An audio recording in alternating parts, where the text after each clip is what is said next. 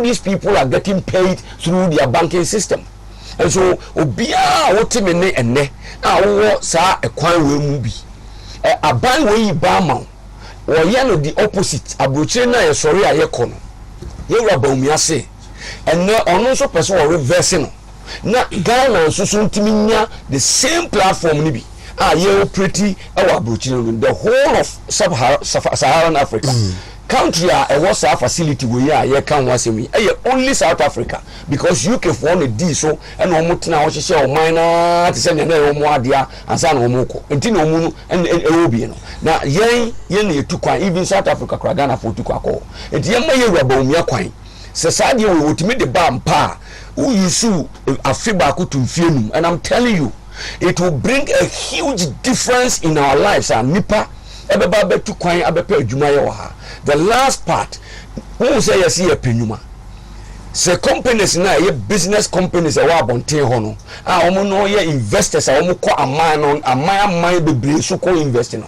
When they know say who was our systems we address system you okay, banking system you okay, on ko phone nyina e trade through that. Omo nyina so ID e correct. Na obia ye almost okay a. Emma oman no ho ya kono.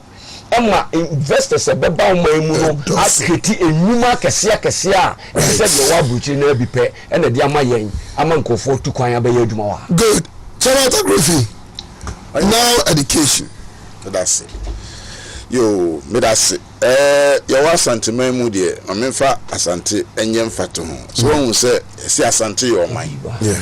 Na se de be na asante ye o ma asante ye o ma nyina ne say ye nananom ebi ede womu emuja egufom ede omutiri agi akyerema se de be ye na ye nkyirima yi yebenya asante a ye o man sa na sa senior high school semi etie ifrase enhyehyeye no ache emre bi na me ye UK chairman me ba Accra me ba Ghana me ba Kumasi na me go back to Accra me duru anyinem na me hu akoda ketuo bi a oton nkatebowie me sito bi na mbisa ne se aden na wanko school ana uni school dem o se papa me wie school na me se what dey fear say o se me di 13 years old 13 years na oton katel now I did school na akọ so ko JSS when we JSS no BC one pass or so me pass aden sika ni fie ni papa ka baabi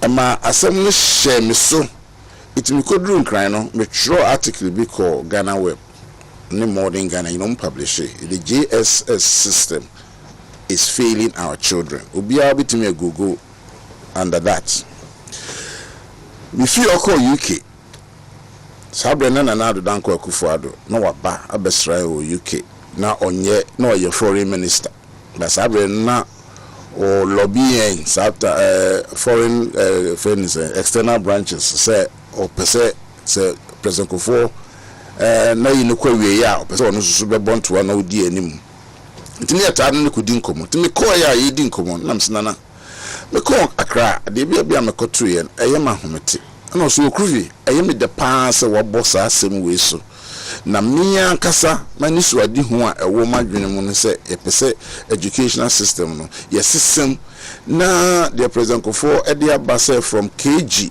to JSS eye free no and compulsory no yes so ono so ba opese ode ko senior high school and I'm so we there and then na chese ye twofu from na tonkwam o se krufi di adwuma na wo ye obochire ha I'm so my headmaster was so fantastic.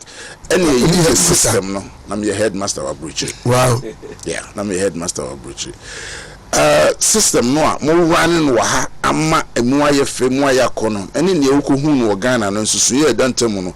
Mami paper na enye concept enye bi gina so e dey asesan ye man no. And that was the concept of the free senior high school.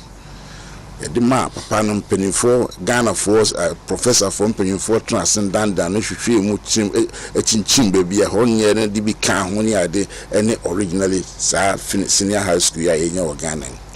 Now, Sakodana, me who no, that time was with 13, and 2024, she's 32 years. Me new baby, but Odino, a Giachrema, Emma in Chirima, because the story na inspired. sa conversation we ya yɛde bae na ɔneba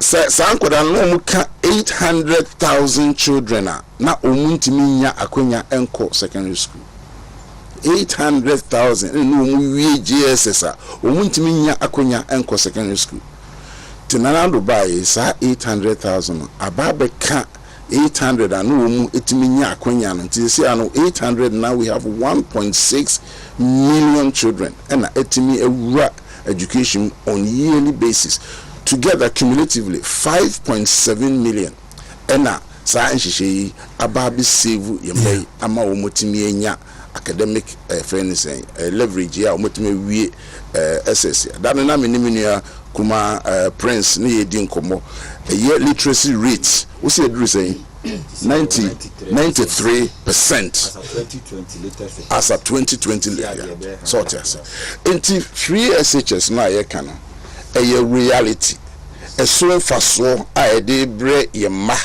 ama wo literacy level akosro any awofo nso so sika wo e save every year biano over 21,000 cities senka wofo edi hye omuma school mo yesi ya no ababi di omu abotom etimi de ye enema foforo ema omuma no so timi ko school etimi enya enwomasua anase adesua ekwanimo enti yewura bawumia ne o kan tietietia ne se da so a na na adodan kwakufu ado so ye na wotimi implement ni nyina within 1 year na consistently ya implement no ono oba obebo ho ban na watrim ama emu aye nikamu aya kono because ye man odoso population increase and increase school adan ensheda endoso said the population no odoso no inti esese itimi etra infrastructure no so we share adan for school adan for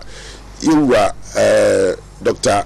Education dan edin nansen ya sabi say wo hu ade na obi fi se bi asabi eye kasa keke but we see between now and see ye beto abai 80 of such new school buildings and na ye bepa hontuma you about me say ono on the oba comprehensive secondary schools and na oba BCC ama JSS ne SHS ni na akodi faako a chese wo free JHS 1 ukwa kopum SHS 3 ni na on the same premises into more of those nyema na ehunu ne no eno bi na ode eba na afi so enye not regular secondary education ya yina ye cool bi na emum or the skills based training it is science the focus is science technology engineering mathematics technical vocational eno enemansa no adwu tenten appear could be a juma or a brochure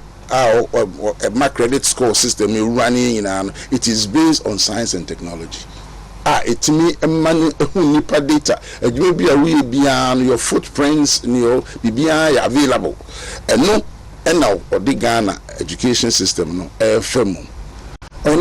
Very quickly, you were John Mahama Bresso or Kasa or de a year progressive no free education. Who said the ne mano and modern motier any and ne na do dan kwade ye modern mo akwa kudru 2015 na enkwada 10 ekwotro wasie emu 2 ene na pass in maths ene emu 6 ene pass in maths ye koyenim se enkwada 10 ekwotro english emu 4 ene na team pass ene emu 7 ene team pass ye pe 10 se enkwada 10 ekwotro integrated science na emu 2 pe ene na team pass ene emu 6 almost 7 like 6.7 let me pass into quality eba ye manoa omu eco school no ye hu esom faso omu timi pass omu exams ombeko university ye raba omia eye hihye ato ho won manifesto mu for ye manoa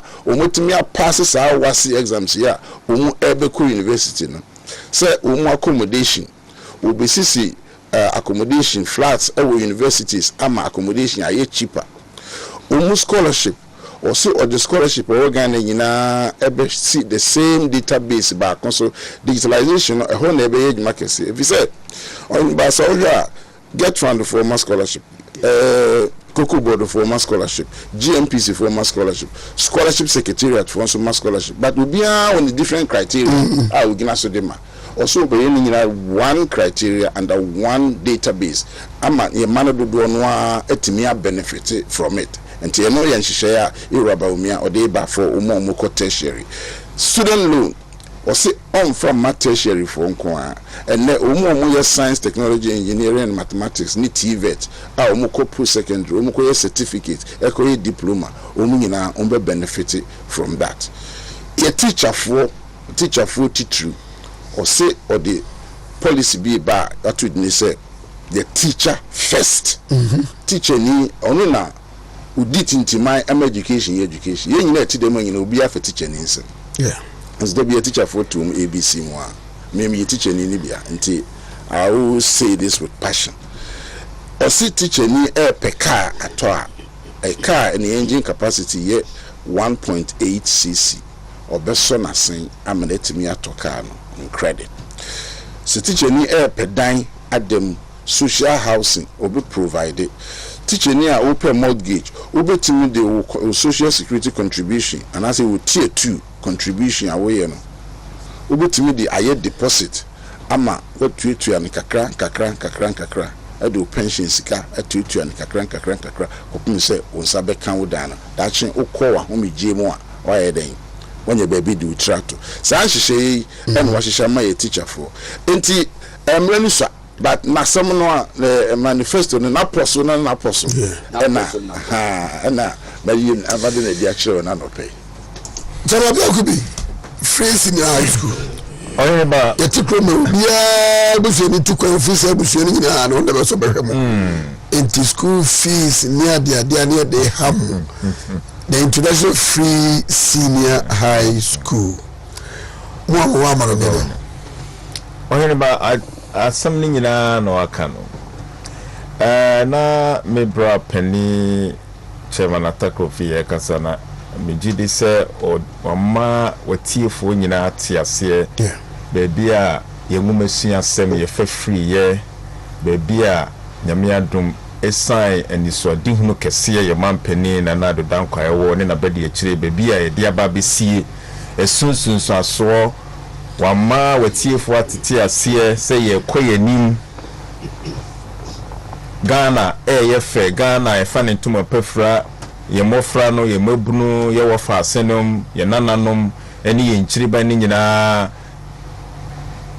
nyame adom na odi afofie na omampani abedi achiriba omiasa atoaso omu nyina ebe tu mebi no wo pro bi kra mana prepare ofia wunye bi because omenya su yehunu kese ena osan edi wie bebi a ye di eko se yenya akonya ne etoaso a na ohine ba engumesia de ye ka na bibi yeme esan se minyanhu omaya atimi atumpon a engumasia nim engumasia eye oman bia fapem nyame ayemadom matukwa ko enkro bebre so bebe bia meko bia so mehwe kro no ne mini kroma ne di ensa woso ebusa eniema se de be ya yenso ye betimi anya nimdie bi na yenso yetimi ya rebo ye kro baby a obeku bia eyengumanim ya enro aye ba ha no na ye kasa me maame kuma ba ko me maame akiri ba be 4 ono de asantimu man ha na otie na se de maame nani age no ofre me na me fa kwanya we so enchia no mama Fosti aye friend mama kuyankama oni ni kuno Mr Nimo michiamo na mema na ni friend no kacha me se kwabna na me de me force abruche na wo me nim kransa wa baga na hanom na ye me de bibre se oni umpanifo atimi aba na mantena abruchire esan se obi be di adanse e wo sa ngumesuen wa na kwabna wo de anka wontimi nyi wo humfrem etimani age papa se watimi aba na wo ka sempa na kire o se no nti no me ntie radio station ni TV bia o eye wontimi nko a mi change na de akọ western na me de akọ western north etimi sesa me pesa obi kura ba be kansem hu bi na etu futuro guma so mti aya na esema kuma because amamu pa osono busia e de aba me manya so faso no me mpese obi kura be kan bi mama tinti me tese obi kan bi ana me ho kura popo me o se kwabena onim se woni akuma no enenya me aye na dom wono so anya free SHCB na me wo no na me call ayaresabia ye kan hospital na me nyim na esa amamu panti president Kufo introduce free maternal health care na me ko wuni akuma yi ni wuni wie ye no ye say wuni kabia ko fa on ko because aban afa ho kanyina is it ohine ba ya ka ebia na watifo bibre ye ntiase madam fu bi de ne yire ba abrochire obetana me nchen na abrochire no because of amamu pan abrofo na hyehyɛ sɛ wo a system ni mu kwa na wutia woto a friend national health scheme said the IBA wa hai no ko hospital wutia ka ba madam fu ni yire ba no anti system ni mu ntinese wutia hospital na ya resabia ne yire no kwa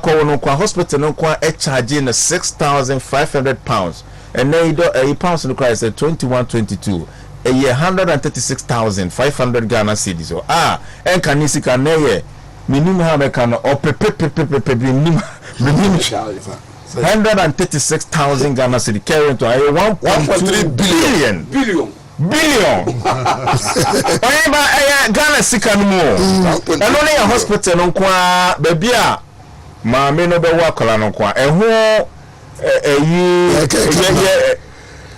kaka no so what charging £7,000 no so no what the ba Ghana sika mo a ebia ni nam 1.4 billion ebomu obe wa kola no hospital ni sika ene omo jin kola no me ma mi say ode ne okọ hospital no because of amamu pantin president Kufo time owo nini akuma no free ya nye ne hwe owie ya so ho eduru ni school so odu secondary school so ena ba papa san ba biem ena nanado danko eni so adi hunu ono so abafra no akọ free SHCD you see enwumasia ena amaye bi ohine ba ene yetia menim se mebra panie ai achebe bi ede nwasua na cause me pesa me kan the statistics because waka ni nyina ba me ka ye story said the bear ye papa mo yetie me na no pe ye ma me mo amutie me na no pe me wo fasefo ye mobru no na mo hu se abana ye koto 7 December no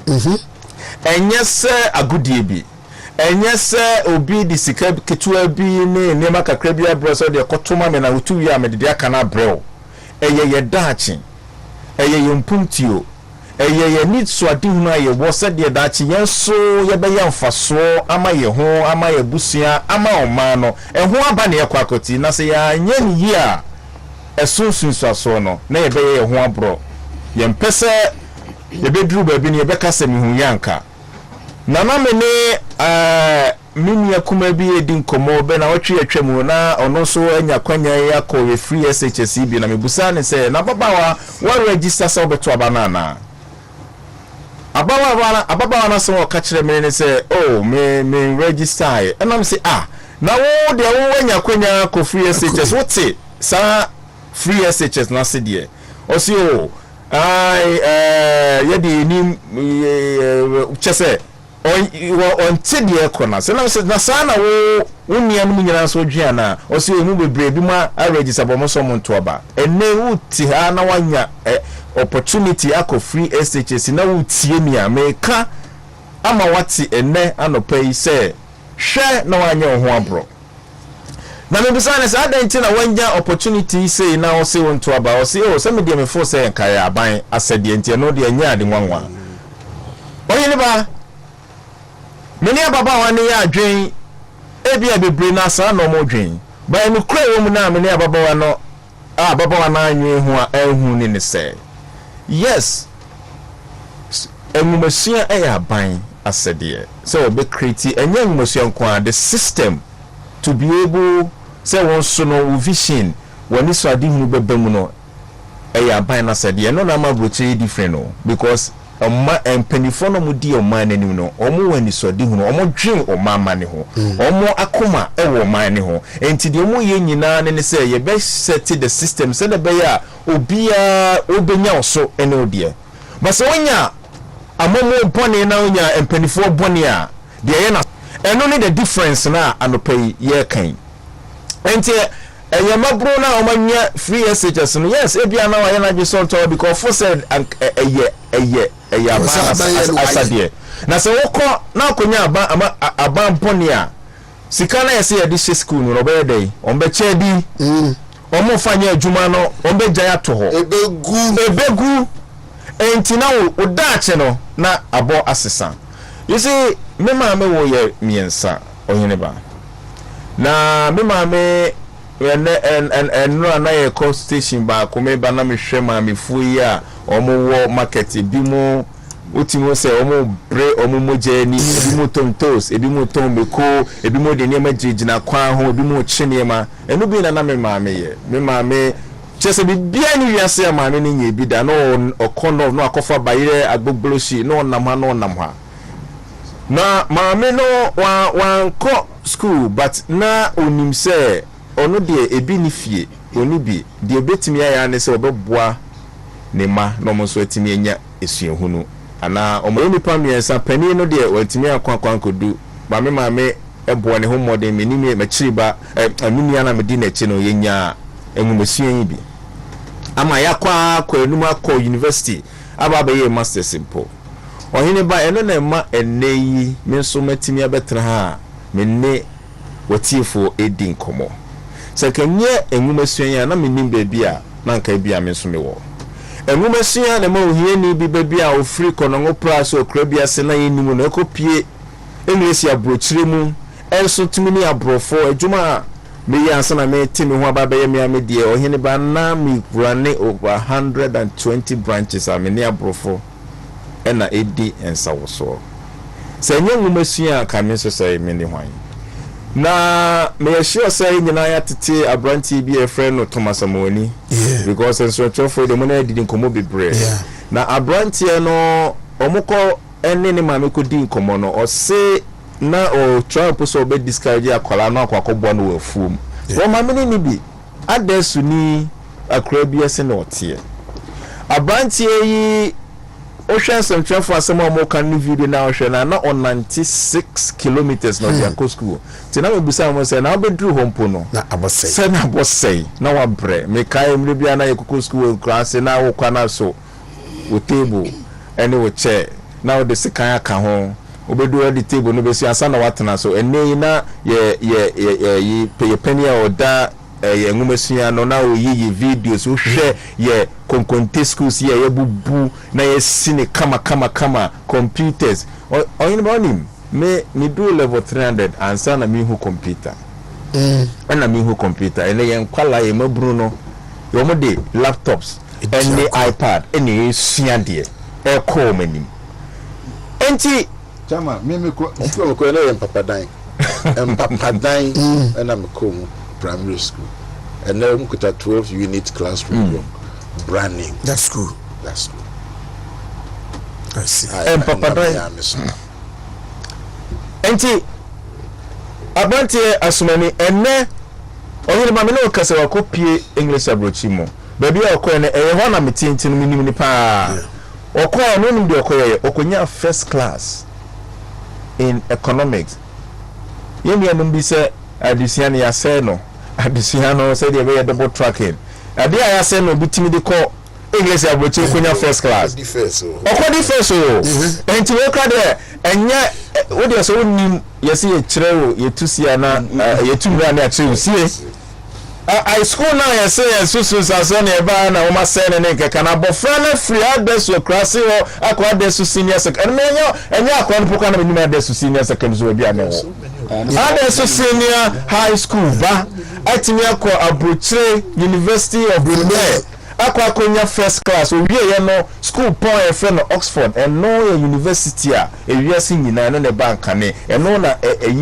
English UK and penifo nyina bebre Boris Johnson Tony Blair Theresa May chese why omoku ono no nyina akoye adesu bana ono onibie ni mame nibie ne ho na ne abofra ne eku school ohine ba enne Thomas Amoni mame ni nisio ni how nyina eso atwa eno ho komo na yedi na no pay me kasa me papa me nua pani aka all the statistics nti me nkobutu ba me pese wotifo nyina hu se abana ye koto 7 December aka emetie wabi not less than 1 month eye mane daache eye nchiri ba ne daache eye maame papa wo fa wutie mi eye wo so wabra boy be fefefe ene me maame eti ho no ni bre ene mi su nyina ne ni musio apepa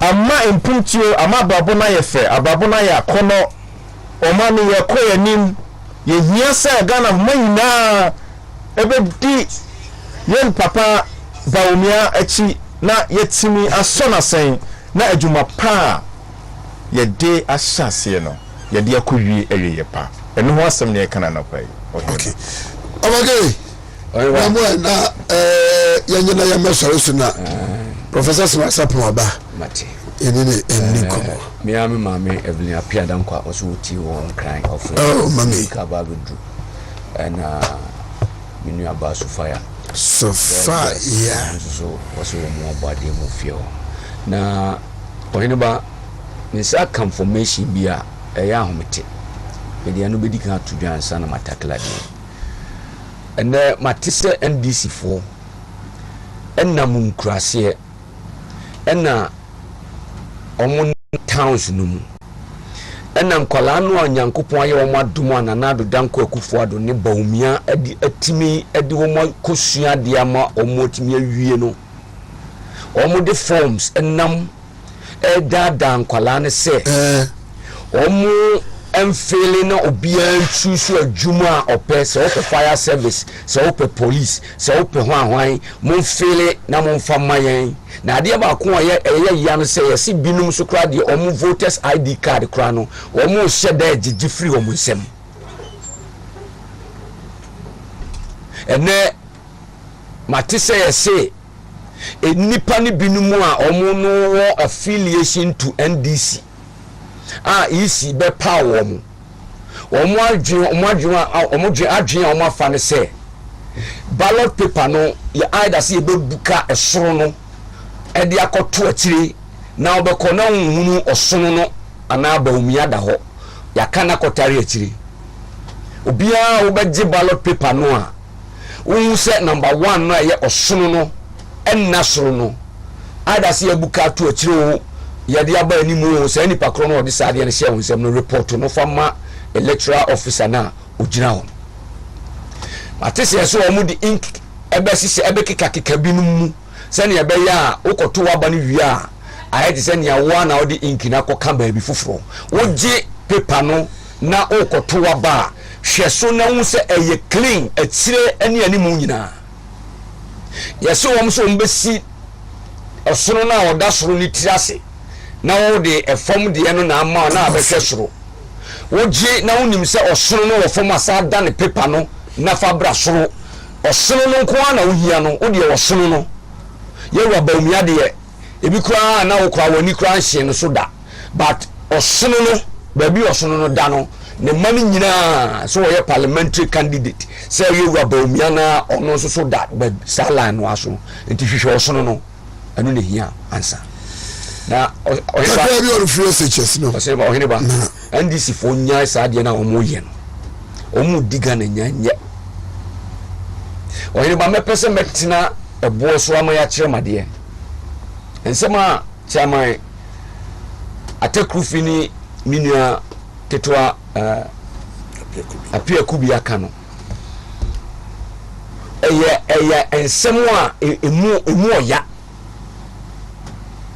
chama takufi story of we say how they say chronic they say there be baby a anyinam sa abaya we esese ka yade ankampa wonimu no ampa esese ka yetimi ekohwehwa akwala no but onni ne number wonimu ni pakro na sata mabaya no so kra na osha entie bi kra nkoma ye di nkebi ana so betimi atekra na ne wefi se onu ne nam no so a wutimi di enkomo we koto ye wura kufu ado anim na ampa utu si wo se tro first kata di ho kan se ye ba be hye bibi ase ampa because me so me die so a eno no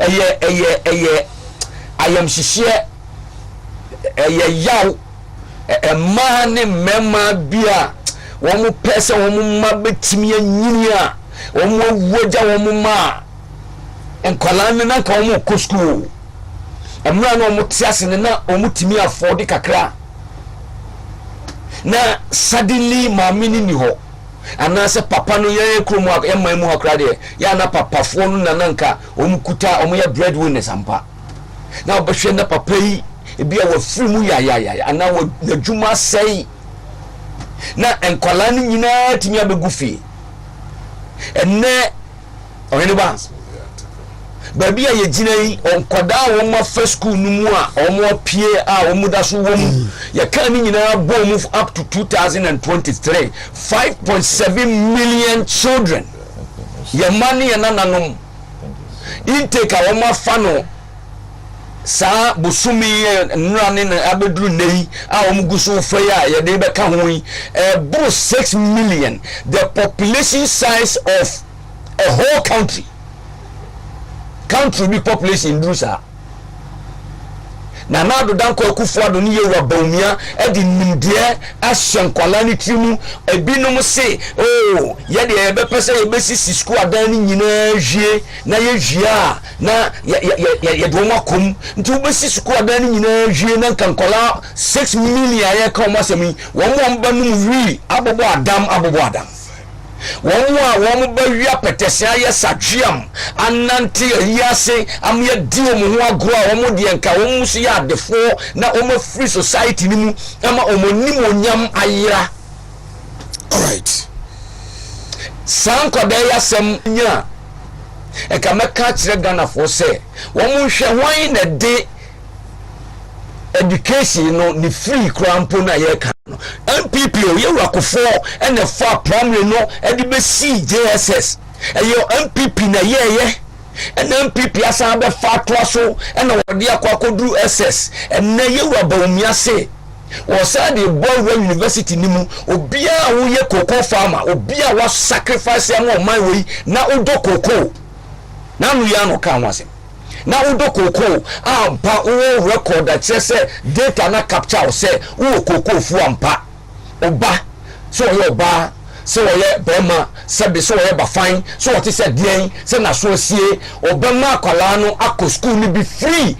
Look at how systematic Ghana MPP etma junior on mine ho afan kwala na mun kakra baby a ye dia bedru ni oheba dia wie masre Ghana for right titiri asantemai mesremo obia oye party ni na o support party so na o dwene Ghana ho ampa na o si bia obi ani ye bia wa yenti onto aba mesre ojai enye nipa kron na ye ya ma no yes nya ye ankasa individual se nia ye benyantia collective interest se ye nyina ye betimi anya hospitals papa kom se ye betimi anya college school ya mana di mo ampa se ye betimi anya good roads se ye betimi anya transport systems in our country say your security your bambo ebetimi akonkai e nunti ne yekoto abai say you betimi anya good managers a o betimi manage economy no sikasem no o mine sikasem no niema ye kan nyina say you betimi ayampa say o mine sikasem ye anya good managers a mo manage ampa free senior high school egu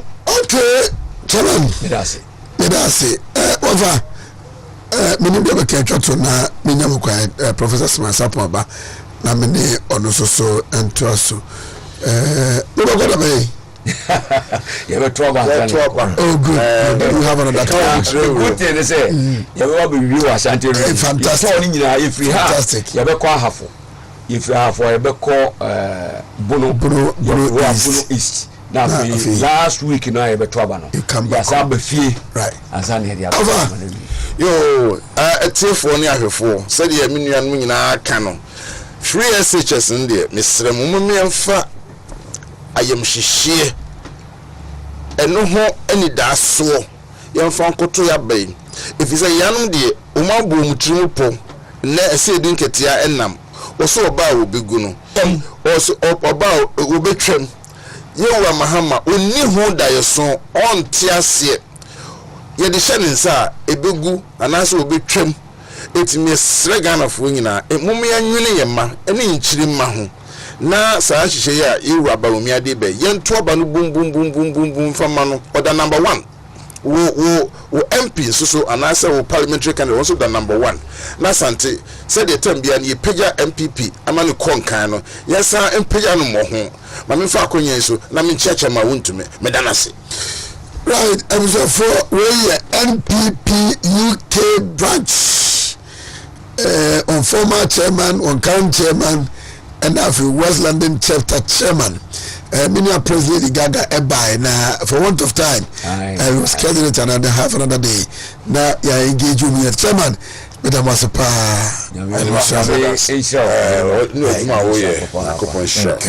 onesi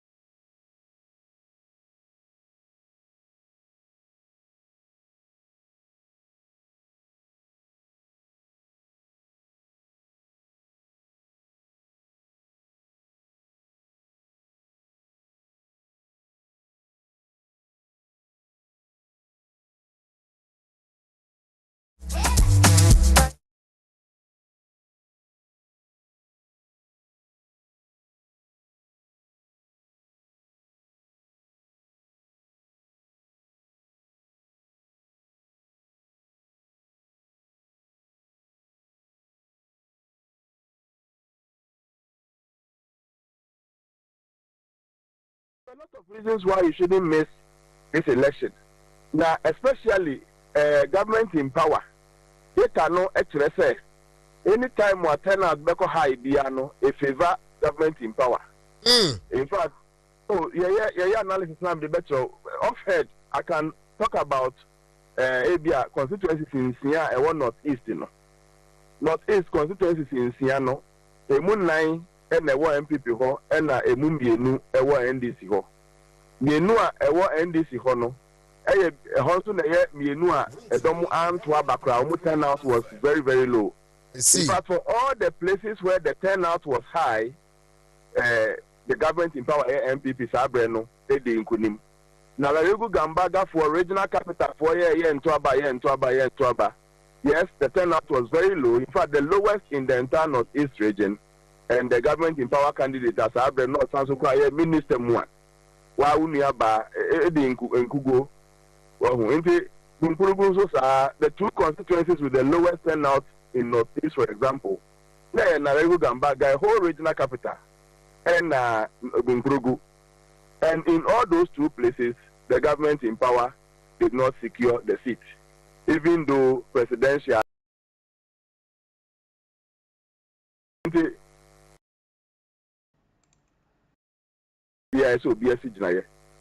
Sabe when you back at no, na 7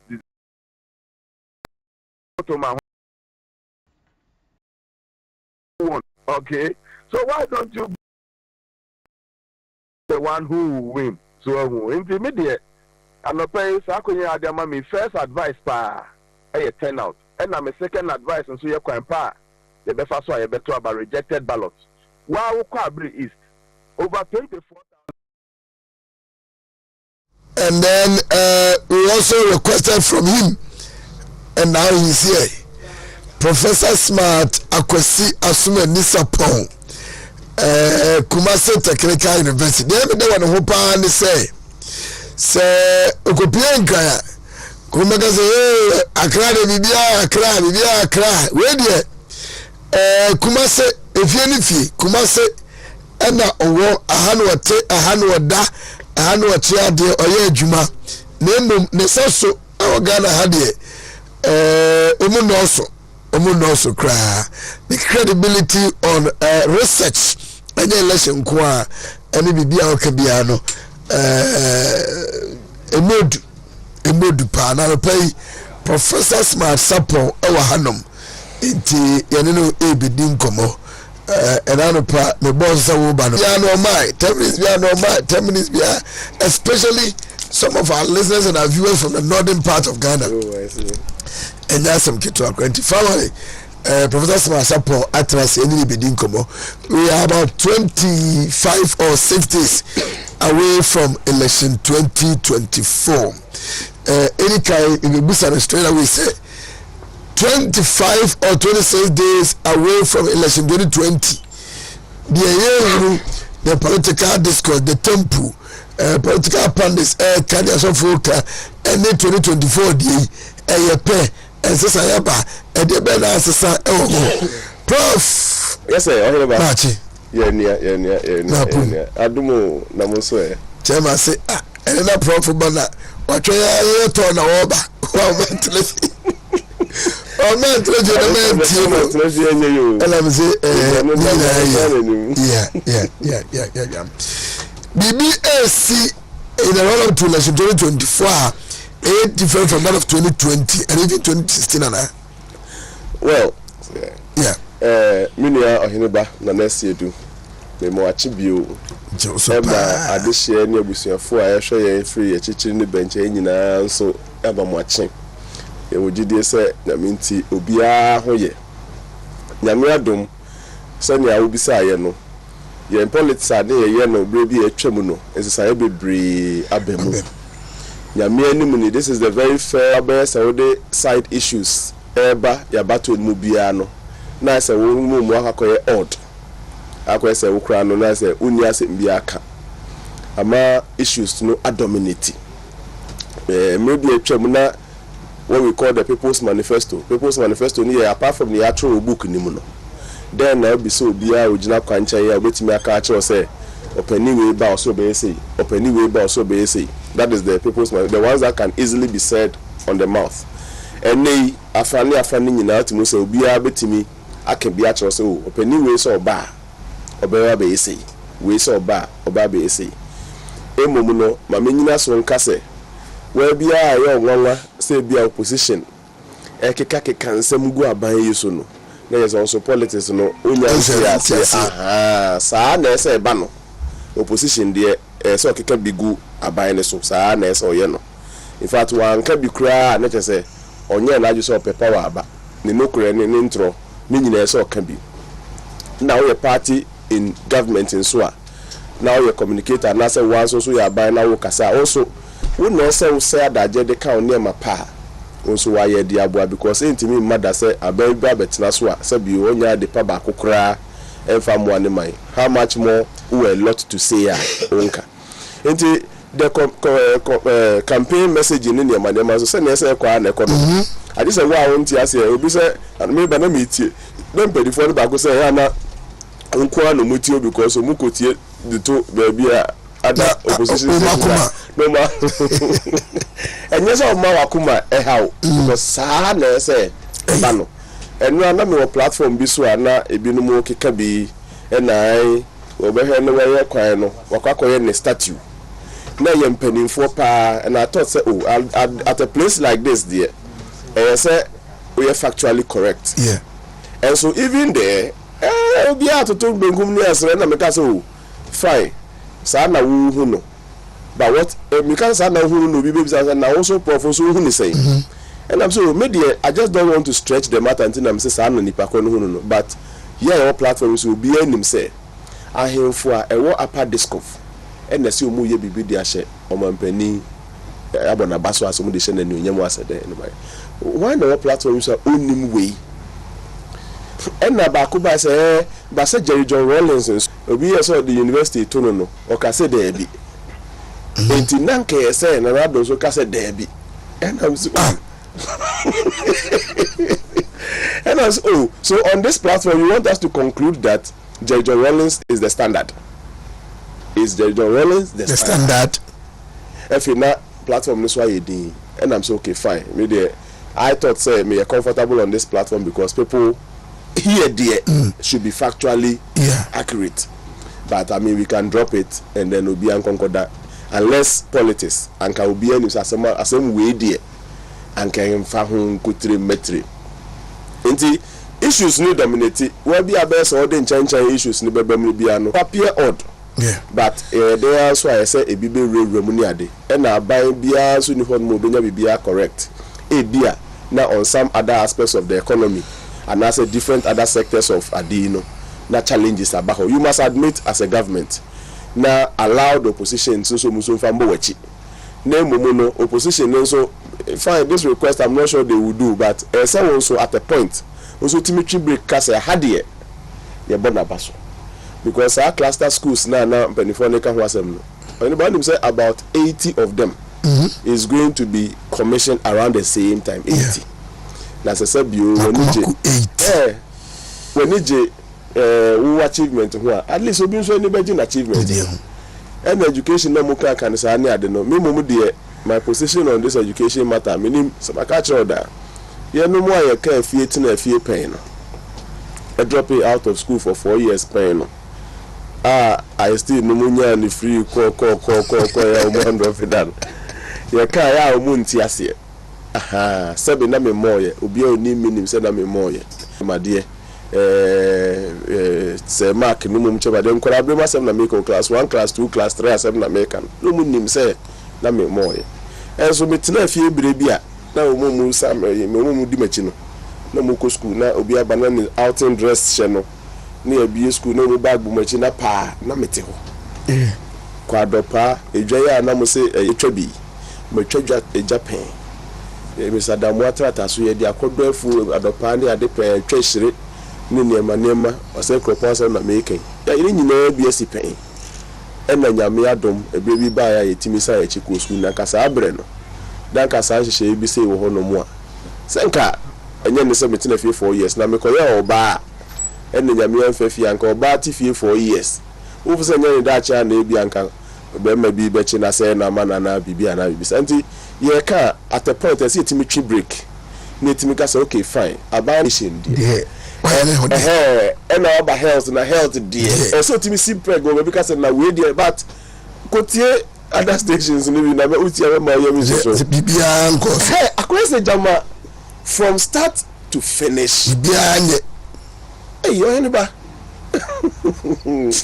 anyway but as a person I mean I am a political coach so I understand maybe sharing this in your metro how to bash more baby maka me hu ni ye na wo bisa me therefore because after wakeka say nema we say we nko ye no then na we are so intimidate to aso say intime no me ba and pe ma me ma mu clue baako the opposition if they are listening one clue things and kebebo pa because of research amaye me conclude everything today. One thing appear business districts no, the core business districts are in Ghana has said no ubenya sube ne swami enya okakwe no mone nkran so de no aboso kan no so business districts no makola no within the business districts. If they are listening to me, the clue is that there is no clear response to the issues of importation need duties at the port. No flat rate as espoused by Dr. Bamia.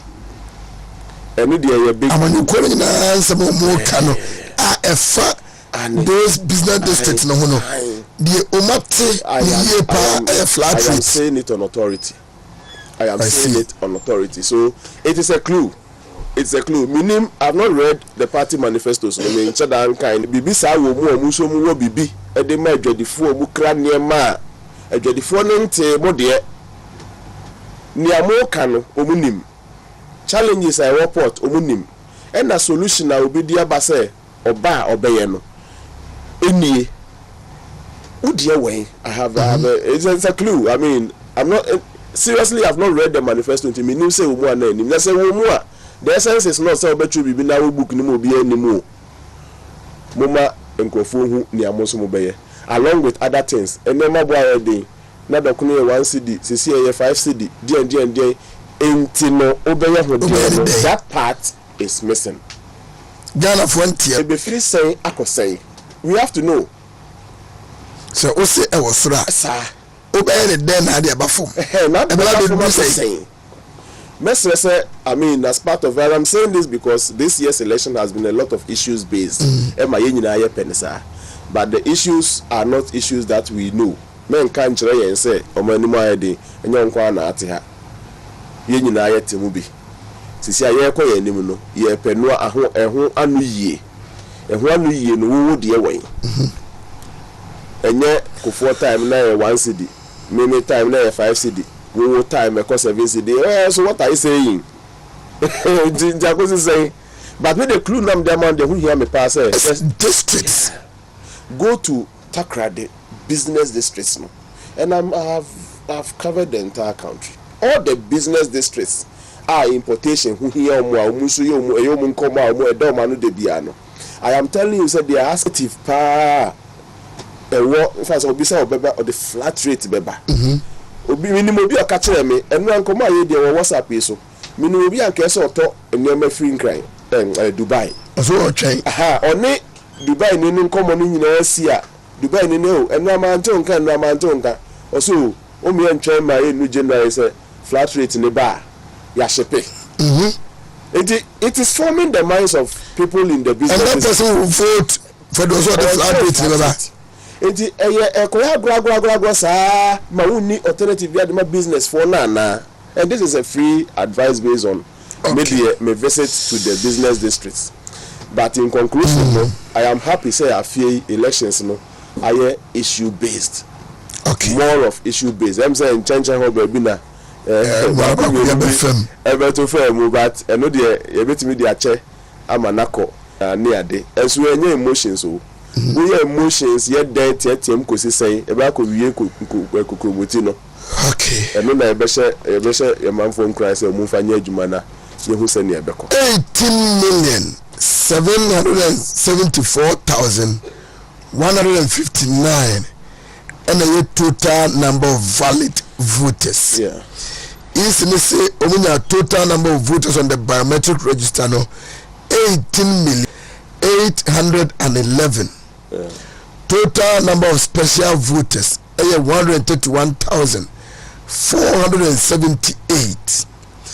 Total number without biometric data 1,870. Total number of voters on exceptions list 33,352. Voters on multiple list 26,569. Voters on proxy list 2,141. Transferred voters 310,579. NFA absent voters ɛyɛ 441,173. Enti number 1, voters on biometric register. Voters on biometric register refer to voters who will be biometrically verified on election day. Special voters refer to voters who have special duties on election day and for that reason are allowed by law to vote earlier than the election day. They include security agencies, media personnel, and EC officials. Voters without biometric data refers to voters who registered but whose biometric data got corrupted for one reason or other. They will be manually verified on election day. The total number of valid voters for the 2024 general election is 18,774,159. Enipa way and a prof. Umo Ekwakotoba Yamiya Duma 7 December 2024. Good. Kono dia wende ni ushimo wa yeno. Yeshese ushese mupe ebupembe say and like Zumbit me pie abetoba. Well, nti me sab asemna no me bi atwam. Na me gina be I'm expecting not less than 79% turnout this year. 79% of the 18 million of the 774,000. Absolutely. And over. Absolutely. Nyame adomo a enkosi enanyume no chano pano. Me wind up all my Adiaka constituencies ni be estimates. In fact, me wo but me validation severally because they be other you want to be sure of me person me nyame niema right before I come out. And most of the areas around Greater Accra will be concluded. Okay. Obom Domia Bra will be concluded. Sege Ada will be concluded. Ningo Pram will be concluded. Shao Sudoku Edeba down. In fact, center of Accra and some American business areas Nina has been covered. Okay. In Tiaka peripherals no. Yeah. Peripherals no. Ashama was done last week. Tiniaka and Yami Bobosui. Then I say we can estimate. Since I be 79% in the one. Yami Adma metimede at 20. But for now. 79% voter turnout. If I be na ya first one estimate, ubedi ka be sani pa 2020 mutuaba. Na when you say estimate no ho. Now they akwa benchmark the turnout for the last time. No be say this time umbetuaba no ana, then you weigh the variation that you can based on interval better umutuaba 2020 and 2020 turnout no mu no. Ebe mo hu the error associated with what they have said. Now they just estimating the estimate, but I'm sure say senior etie and a betie. All right. Good. And the issue of rejected ballots and the FA one monsua omutu abanoa mukotu baako no meja baako no and so presidential parliamentary. In fact, I do one to parliamentary no meja presidential. And do you turn out no I usually presidential turnout no I never from parliamentary turnout to I was SA presidential then. Those are things that SA yesheda yema edition as the chair koso na omuhu senior ehu here so better both presidential and parliamentary. Na Mr. Nkanka ho say in terms of turnout no it appears say ya na esoro for no ta to abasen ye no ma ye wase ha the northern part turnout no was so ebi we do cross 90%. Yeah. Pussigat did about 93%. Wow, 2020. Yeah, 2020. Now, I still have for Western 70%, even quite 41%. 41% turnout. There's overall for Western region is like 72%, 73% turnout. I've been more over 90, 89, 86% turnout. Conference between about 41%. In fact, the machine remember all those breakdown. Not issues were voter register no 41% and a quarter about 60%. 60%. Yeah. That is not good. I will get those figures for you once I have my the better screen nesuma technical for no sorting it out now. And you know that is what it is now. answer na technical for no be resolve bibia no me pese e be fair free bibia ye free ba yes last elections no na ye de aba into 2024 say etimi ayo adwuma na ebeba okay that's fine say okay in the next 5-10 minutes Professor Sarpong and atrás no you know sorti adnafi no whatever he has on his laptop is shareable. The underlying word is shareable. The only share you know a bit sensitive that obekipi, but the other share with the public you know we will project it on the screen na mososo mono enkoma yenino you know. And the next, let me say, 1 hour there, Yedin Komo on election 2024, and Komo on again Freddy Ejuma Wayo, the data available to him, and they acquire a befaswa, a bit me a crack now from now till December 7, 2024. The Prof, Afi Yanko. Sure. Enti no asa na beba we ne so no ma menka say wo free 2020 na wo ba ye de kaka ye ho a 2020 abato ni ko awie no na omampenda na danko akufu ado e de nkunima ono ani nua omampenda dada to so mi no e ma percentages no presidential na do de ne 51 point was a 36% in 51.4%, and Omapeni that John Mahamania 47.39%, to be to 47.4%, and no more can be any in fact, I will share with TA4 the predictions that we did as a Tabreno. Now how close it was between the prediction and the actual na yedi na me de kasem answer na ebeye na yedi no one about okay na man for creabufu ya ye free SHS covid ba ya chefu free ya chedia ni free ya ye we abema percentage we say ho awani ozan kodi bi kura aka ho mano brosa ebenya amana broso na obia my reason why I was a person in the bank because I'm not costing sir. Absolutely. Free SHS about the idea, but you know. Yeah. And many animals were war NDC in Suna, baby, no also for say.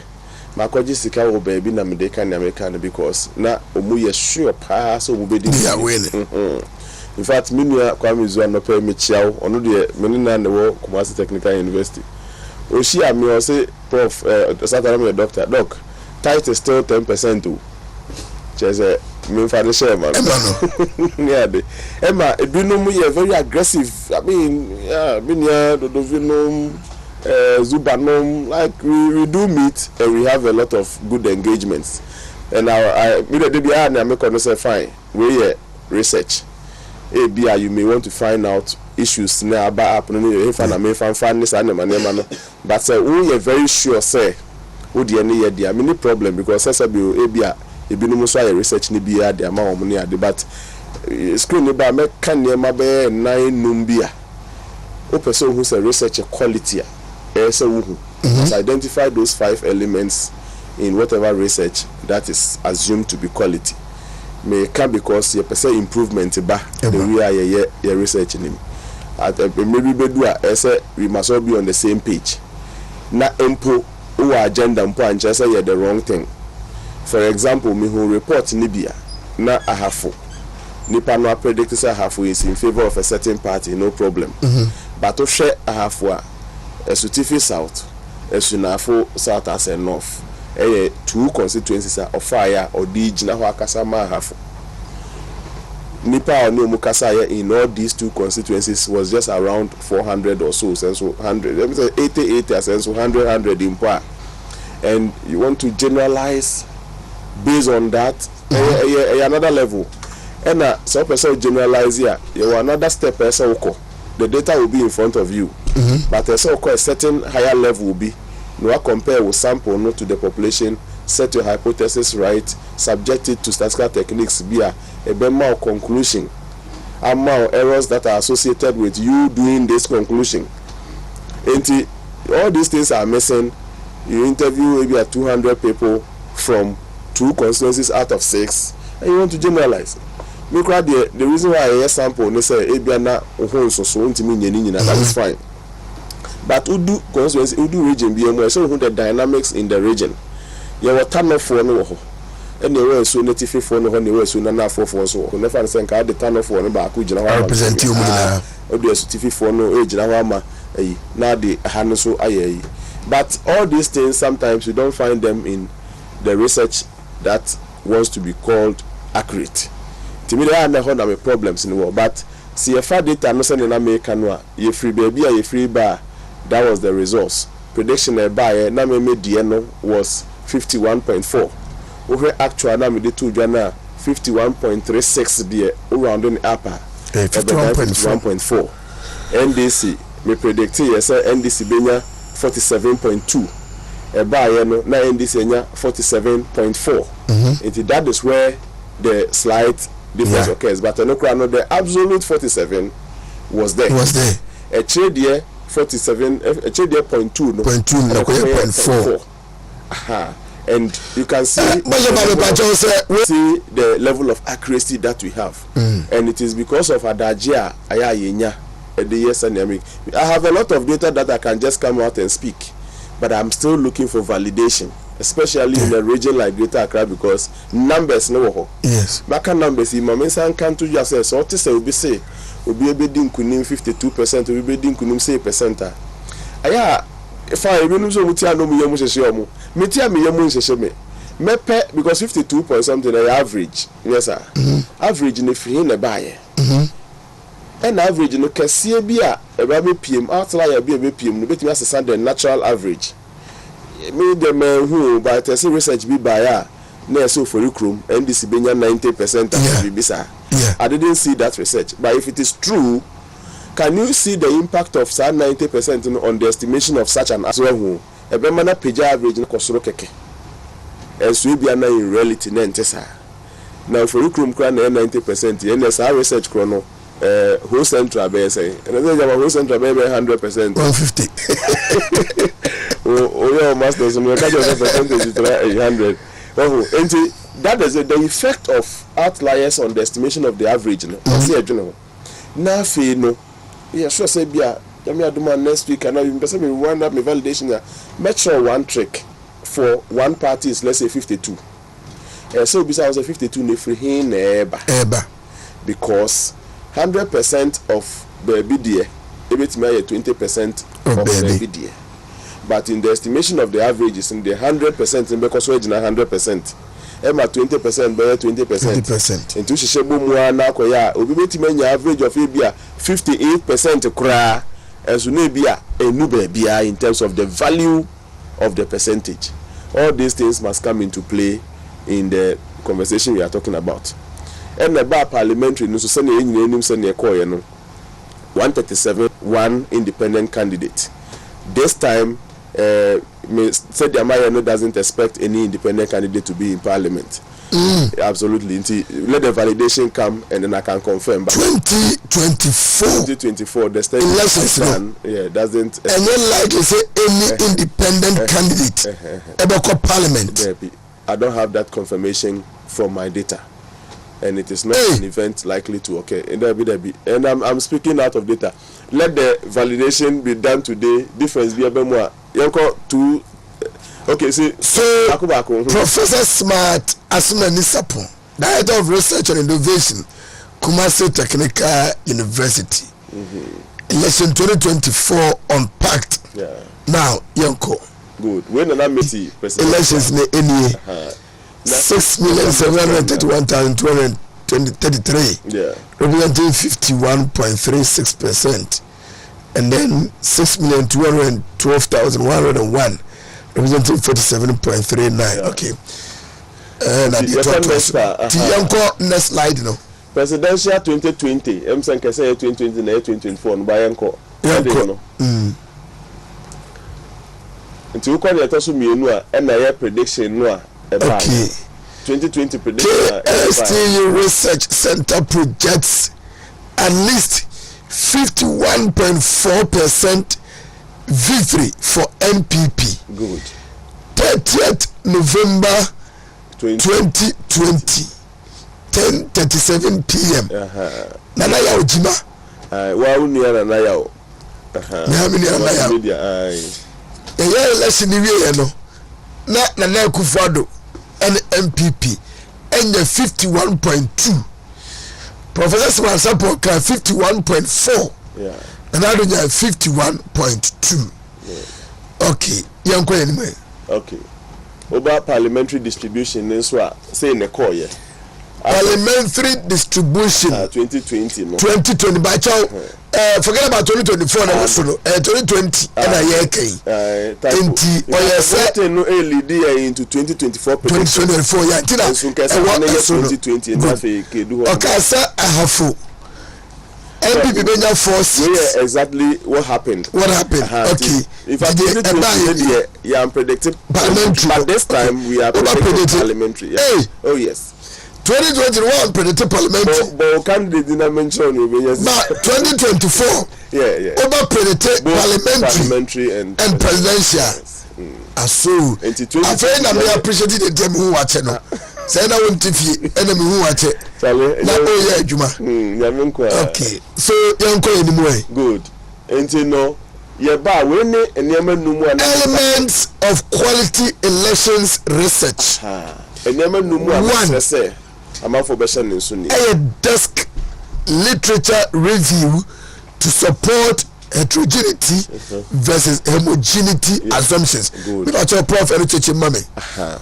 So we person wa assume say population be homogeneous homogeneous say sa nipa kuo no omusuba no mu ne ye no madwene nyina tai ko bengu ese homogeneous population no and a heterogeneous population ne ye hono omadwene no mu ne ye entaye nse emu eche asa na abekasa hafu omuche ana hafu omadwene adwene ko benkuro mu no you must do what you call desk or literature review to support those assumptions.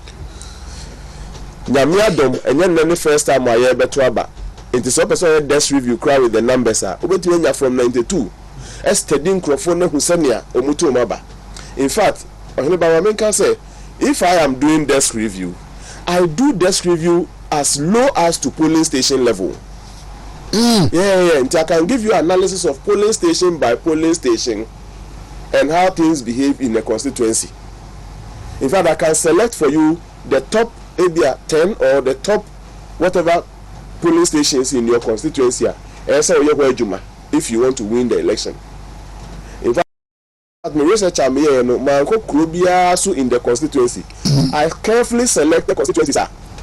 Their votes is the one that determines who wins the election. You're from the 51st percentile community sample. That is what I do. When you're ban critical, we can go to your constituency, Uba, Metimetro constituency, Timpani constituency, Zebila constituency, Bebrenua Waha, Opeso Winia, Zebila Court polling station, be a friend of Zebila Court polling station. Noaba, Lamboya primary school, when you're Konsanaba senior high school, Waba Zebila Seps barrier. Waba camp Saka camp Gori primary school polling station Azuera primary school Zebila Seps Honor 2 barracks A and B Waba Gumbari Waba Zebila Market Square Kukuruzua primary school Kopela primary school. Like these are key polling stations with the numbers, and it is consistent that Umumu goes ahead to win the elections. In fact, polling stations are some persuasion already was our polling station there's a seat they go ahead absolutely okay they go ahead to carry the seat. And I go to that level. It is communities are selected if they find themselves in those constituencies, then the polling stations, then it tells me the weights I should give to them. The Abia constituency community be on a Krubiso It may interviews of just about 100 people near Kasa. And so Krobiso, everything about 200 people like Kasa. Based on this assumption of homogeneity and then heterogeneity, it must go into your sample. Oh, if you know maybe our research be a friend who quality research more. No adjure whom you know. Ebia, just to shape your mind. And your numbers, name idea. Professor, and so when you are money, Professor Nokumbeka say you can use numbers to rig elections. You can use numbers to diffuse the minds of the people. You can numbers now and so be another design, the methods that went into arriving at those numbers, maybe the assumptions were wrong. Okay. Now if you want a sample no, you want the issue of sample size. The sample, yes. Sample size, good. Sample techniques, good. Sample representation. Free every research that assumes to be quality. Now no make a baby say your population no, it send ye tia as a 2020 17 million day konwa. Now the minimum sample size a quality result a bema of fair idea of a good research should be 16,500.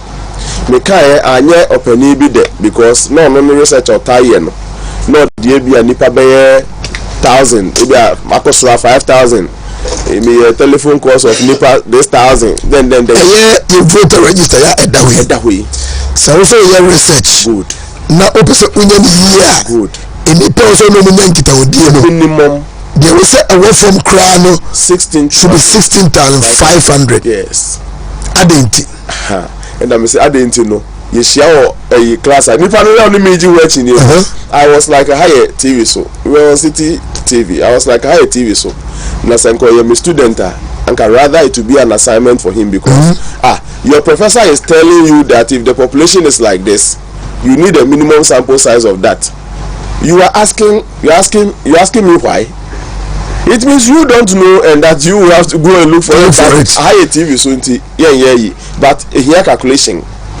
Unless the part of person say sample size and family population size.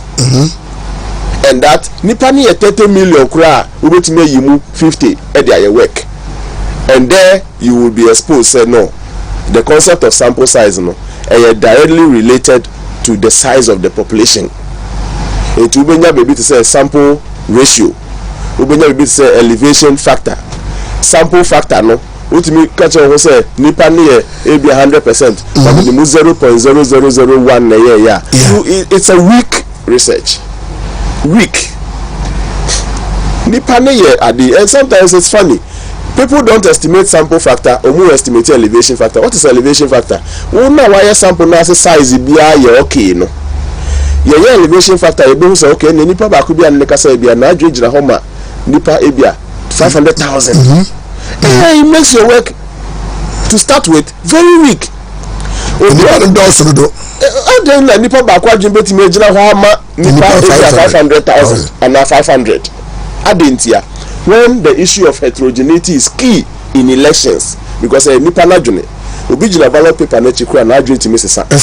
Because of that you must increase the sample size so that at least the sample will begin to behave like the population. Me hear my first baseline survey na ye nipa 60,000 because Emran also say we minimum no. Then the three laws apply. The first law, let's say inertia of large samples. The inertia of large samples, let's say, the more you increase the sample size after satisfying the minimum, the more I would be the more your work is beginning to become stable. And now your statistical regularity, the bigger the better. Yes, the law of central limit theorem. If you don't care, you will not know. I say my quality data. Nipa 100 me share and where they say 80 no we na be extremely deceptive. In fact bibi sabia bemua na ye loto a chance then yes the statistical basis was solid. Okay, good. I'm say a production champion floor but the next one no me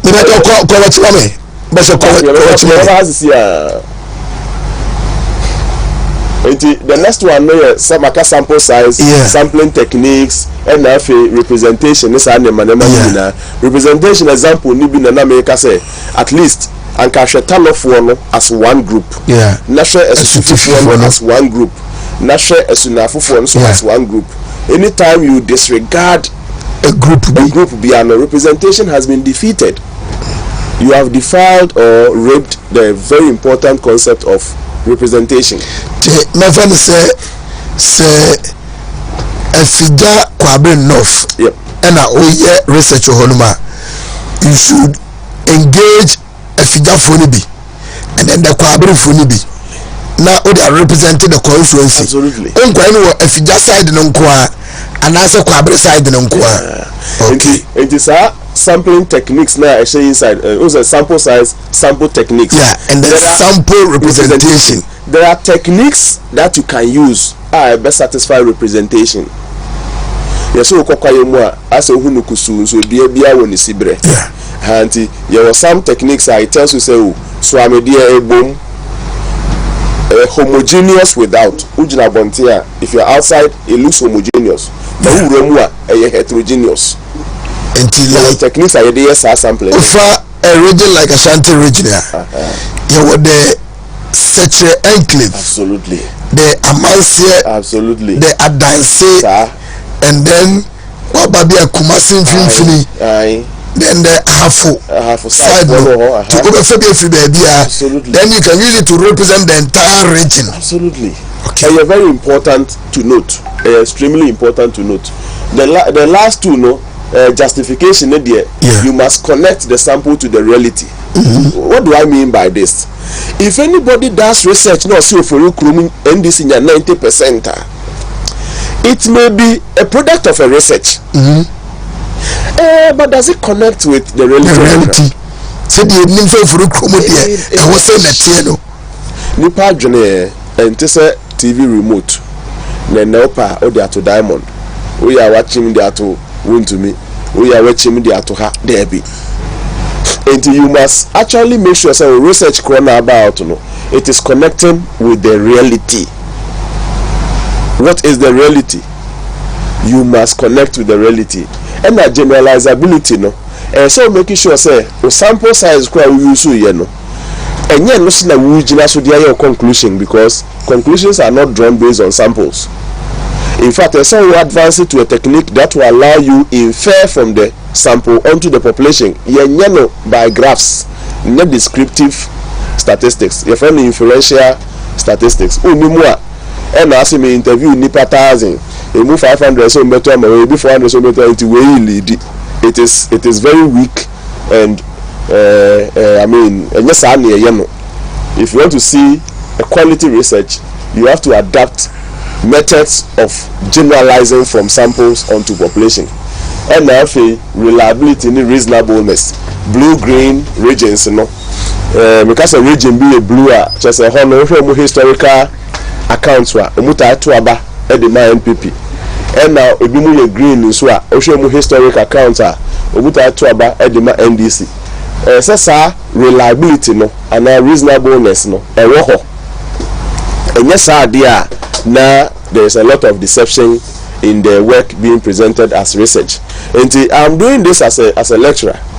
I said I'm a professor of statistics and a research design, just to make sure say the manager some who suppose ne babin kumuni fasa manage because it looks like mesu madwuma me I'm for any ho akwese a doctor near or who say na say if be a doctor say doctors one also but mesem wa onye doctor men cover doctor and so na any pan kwasem. But I'm happy say research for no be brave by no better we say but let's take our time and do it right. Let's take our time and do it right. And no me problem here. Me say adaje me churches and 5 elements of a quality research yimu. That is the opening to NMIC 2020. And they call 2024 elections in him. Now, I remember some of the constituencies are very interesting. To see whether a region is blue or green, over 2020 data you can see some of the regions that are green, some of which are also blue. And per regions are as at your 2020 now a year green.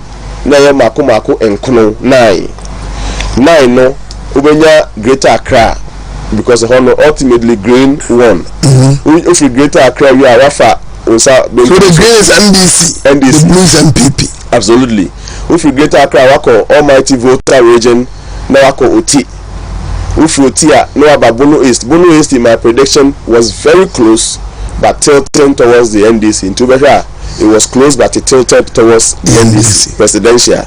Okay, now if you wako northern regions no a move 4 out of 5 no a move 4 echo green. Enti all the 4 no beka for you now 8.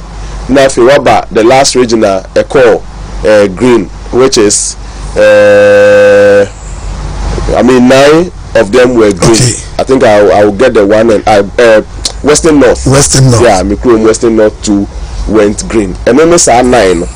And 7 are called blue.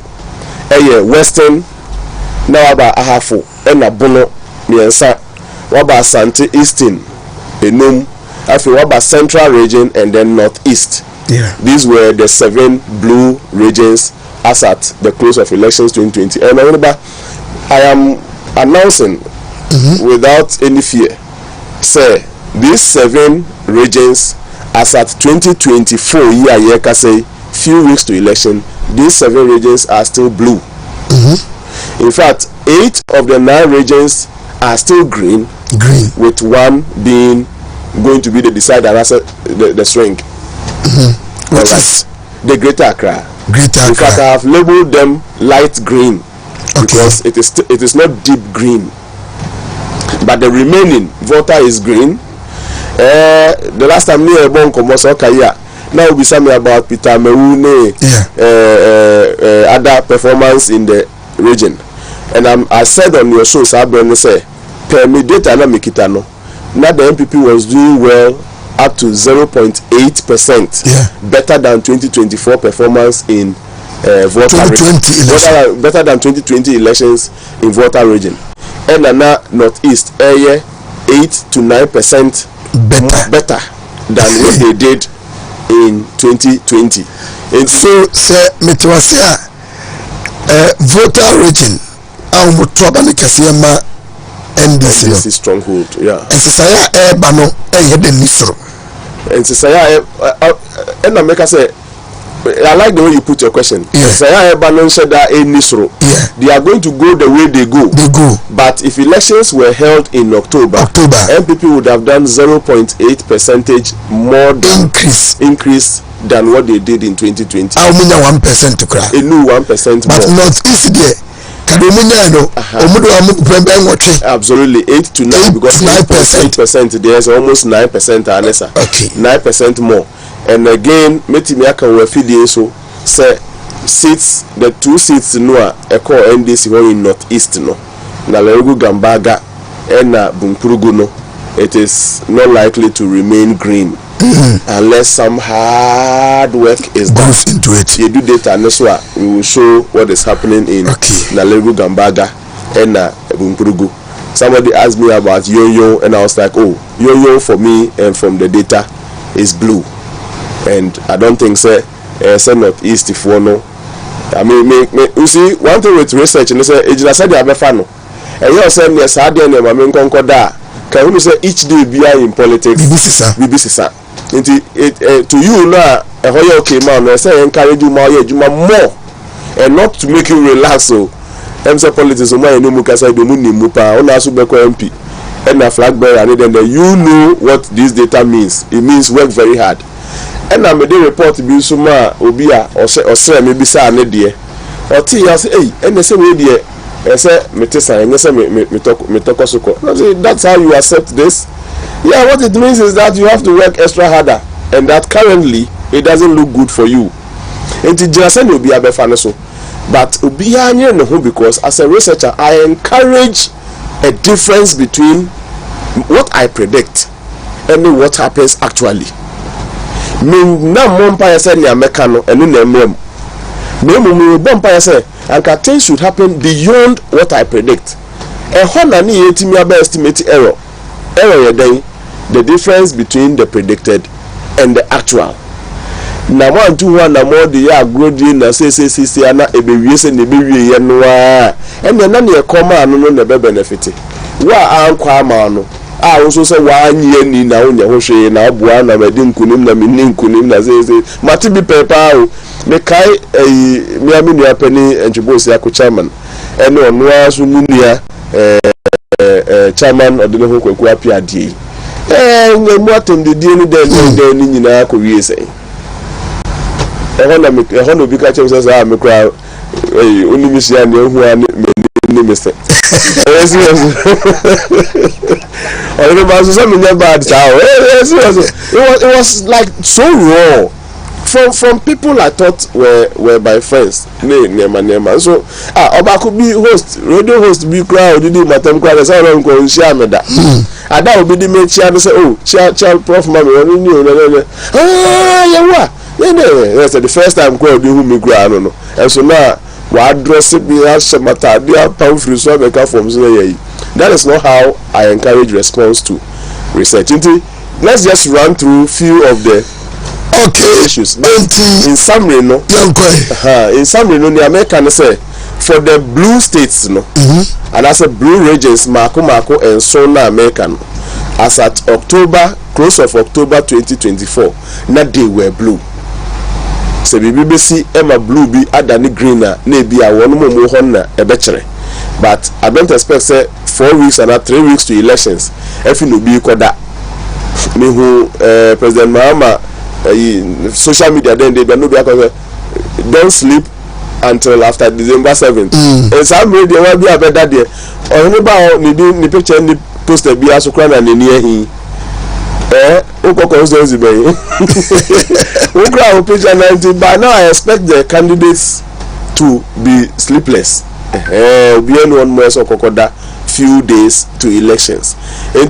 Blue states are blue, green states are green. I'll be except Greater Accra, yes, which was green. Yes, I want to validate my data today. Greater Accra will end my data today, and I will color it. Either it will remain light green or say deep green. And very green, but it will light. Oh yes, that means the vote margin will reduce. You see, let me point out one thing to your TF4. A TF4, if you win one region, you should still be concerned about ahena midiwini because say you could data anymore. Who be to say Ashanti region one constituency. Obi to me the be a difference 24,000 any day in Kunim. And so not the whole region will be a in Kunim no, and that's our difference no. In terms of the 16 regions, no, we say we need 8, we need 9. But in terms of the value, no wonder some time ago never na 10 no. No, but me we need 8 regions, no, be 2 regions. It me the president. People should care about the volume, the value of the adene so. Now, so be become be chewa. I go into the details bisa. Na yenchro. Message next week. I will show that trick. The trick between ubianya this percent, ubianya that percent, any the reality. Say nipakrono. It may estimate what we call the ultimate percent because the sample percentage no nye so mfanye conclusion. But rather the ultimate percent. Only the ultimate percent and I'll be clearly who is in the lead and who is not in the lead. And I'll do both presidential and I'll do parliamentary predictions. And then so I hear the atoto who washe near who the difference between the meme predicting and the actual. I see, and I'm glad. Currently, the way of Greater Accra, is it that yes, MDC for air when it, but the move votes might not be a difference, and so and I say potentially it could swing to be blue. In fact, for Greater Accra as a region, I would want to finish today before you speak to I speak to it because I have subjected the constituencies in Greater Accra to a validation. Okay. I just want to be very sure because now it's interesting the way the picture is created and what my data came. No, I felt like is this thing what people are talking about? Out of curiosity, I sent the teams back again, and this time I swapped the teams. In the team were called Ebi Okaikwe Central, Kohobio, Ebi Awobeko Krowo. na team e call Crow me UFO bi akọ bom do mi abra na so college okuku Crow dey benti. I'll change you entirely maswape. Okay. A fresh team went to Adas again Ningo Pram and Shayo Sudoku. Fresh team all together. And Tema Central, East, West, Ashaima, and also a different set of teams and the Koye. And Botiano English and Nyaso to Mwijagbawi. And they babli kumafoni nina, blikumabe for nina. All new teams the Koye. The old data is there. I want to benchmark it with the new data that I'm receiving today.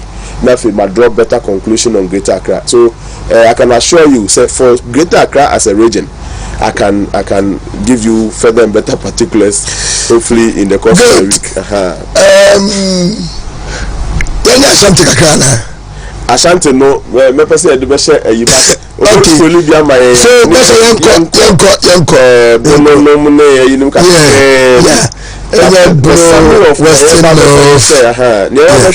just 2020 near Mississippi here. So if you are no akayo we are candidate and who areas that you are playing with and areas that you are taking it serious and not because for me medical stronghold versus battlefield. Constituency be a nipa no holding kunim winning kunim with more than 70% be a battlefield. You can win it. Number 2, local politics may different from global politics. Enti so do in cry. Not to send $4 and then they are no young cry. Do you get it? What is their challenge? Okay. Who do to inquire? I will know to be as a much trouble no telecommunication network, no food. And no, if I don't know dollar don't carry your own. Or baby I call. And don't go on here. Or baby I call. And now to some acquire some near day. If they show us those pictures, they can show it now so that yeah. What is in there now in income? Professor Sarpong and pay any bon kumui. We are just say maybe a Monday. Okay, baby, I done. Okay, voice. For example, your Bono region. If a Bono region, no, out of 12 constituencies, no, you 2 about 2020, no. Na in Sia, ewo NDC, Chinyama Nyoko no. Na in Sia, so ewo PP, ewo Osono Amanyoko no. Now that is on the surface, Nyankrofo nim wa the base, and they say out of the 12 constituencies, emu baako pe and NDC winning both presidential and parliamentary. What it means is that six constituencies now NDC winning parliamentary no. Another winning 5 na another winning here and our presidential MPP winning here. And that is the essence of some of these things. When you reflect on the old data, you get the real picture. Yeah. Send me Vincent no NDC MPs no enkoda and what does here enkoda na MPP candidate in so on more. Also we take possession of an area. Check it Bana Hinkro, for example. And when we say NDC we need parliamentary there.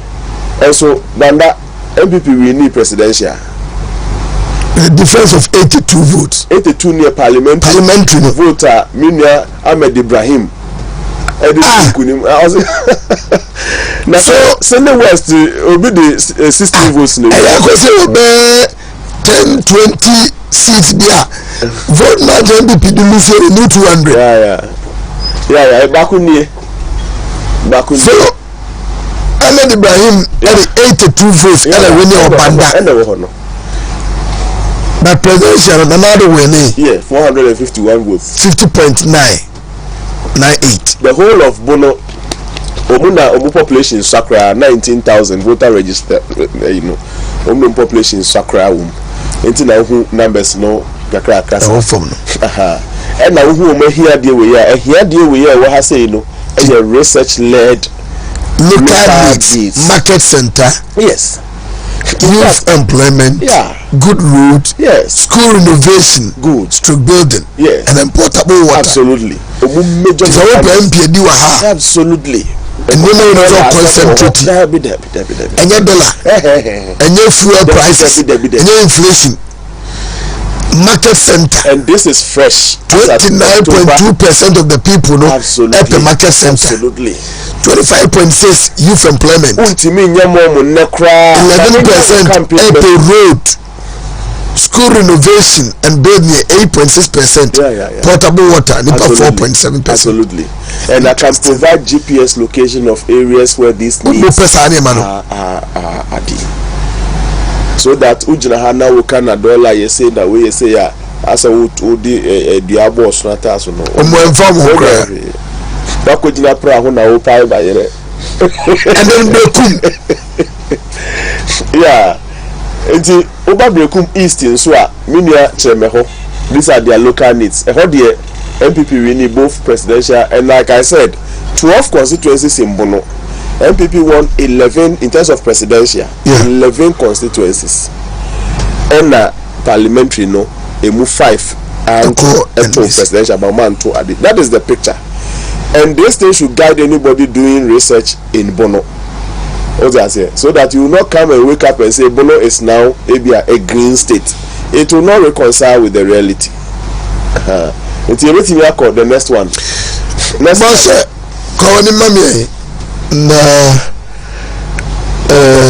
Fast. Good. So Doma West. A young crank quanta and then in Persuaso. A whole difference are presidential. 2006. Yes, 1006 year parliamentary and NDC did include presidential and MPPD. Until you can by 291. About some 1,400 people voted for MPP presidential, but they did not vote for the parliamentary candidate NPP. The whole of Bono Omunomu are quite problems. Now quite 73% epi good roads. Yes. 8.8 epi telecommunication network. Yes. Portable water 7.4 health. Absolutely. Health center 3.2. Absolutely. Now I want people to take some of these things into consideration. Yes, Ejuma Sembe here, but a topmost priority. But remember, you call all the 276 constituencies in Nimua. Apart from the few cosmopolitan constituencies, no, Ubenya road will be a. It's a medium number GM say, "Sa drip na employing for the core various constituencies." A research-led intervention project and initiative. As a company for machines you could see Munsaso ever heard Juma. I am not even talking about votes. I am talking about how this problem of roads in the various communities, no, and within a space of 1 month, 2 months, Obia to me didn't 10% in Kuembua, and 10% times 276 roads, 276 constituencies, and Ankomakwai, a response within a short possible time. Inti, and before her move fast, our machines, no, and Yajuma, everything on next one. Okay, good. Inti, Ohe Jamai North, a Hong Kong, both presidential and parliamentary. And this is winning. Inti, no, Minia Frederick, Yahenkwa, Hong Kong, both presidential. German South. German South over here. Parliamentary difference was 1,009. Yes, NDC winning parliamentary 1,009. Now MPP winning presidential 13,000. By 13,000. Absolutely. So we should be able to win this seat. And no, there we have the data for all the 12 constituencies in Bono and how they are going to look now. Any part 13,000 to Obama and Anadwa. There 14,000. 1,000 Becca who 14,000 to Obama parliamentary candidate. How? This is how they, and I expect say those campaign teams, you know, both MPP and NDC will sit on such a data and it will inform them. So you just have to go to the police station, sir. About 13,000 now, then you go and work there. And I can provide those details here. Do you get it? And you know, data can help. In fact, media may have some Ghana and look at their needs. Good roads 41%. Yes. Youth employment 14%. Skills training. Yes. Market center and ICT lab. Yes. And these things can be done. nkunkura kese ni nkumeka kabo mu ho no Adam so asempa na ya bibia ni ha onya drobo na nkasa so wo ho kwesi buo krum katachie krum krupiase 1 krupiase 2 farmer jape krum o ma say krum na wo ho no no say krum nti yanko next one time so NDC we need Mini Adam Suleimana we need 2028 that is a presidential no LPP we need no matter how small no 41 that is it and now when so and we ho no when how 2000 yes how when will look how time will look and how Sunyani East West ni other constituencies can will look no nyame adomo aye ni nyina betu dwama etifo aswafe that's the next one ahaya hafo so region count so say hafo so even though you two abanu na 4 for NPP 2 for NDC no only one constituency na NDC we need both parliamentary and the presidential yeah. So we want 5 constituencies presidential yeah. And so adie we your desk reviewer obi a study research anya about study yeah anka ahafo cannot switch to become green ahafo is blue. It is deception for anybody to say my research ahafo where from that. So I mean let's be kind to the concept of research.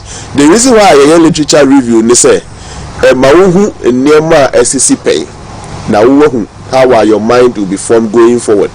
It is sanity. So you check Esnafo South. Yes.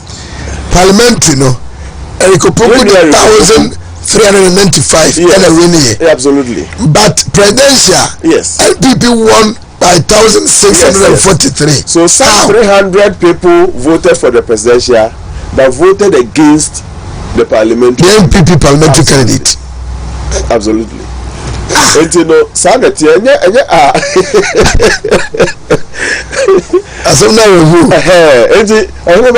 I can provide justification for why those 8 regions are green and these 7 regions are blue. Nobody can change that.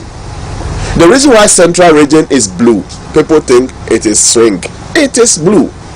When you have 23 constituencies, central region will continue to be blue. Central region is blue.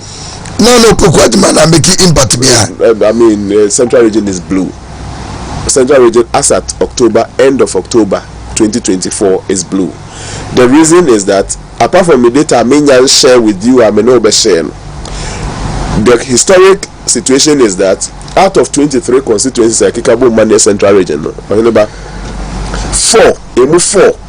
and the NDC winning both parliamentary and presidential.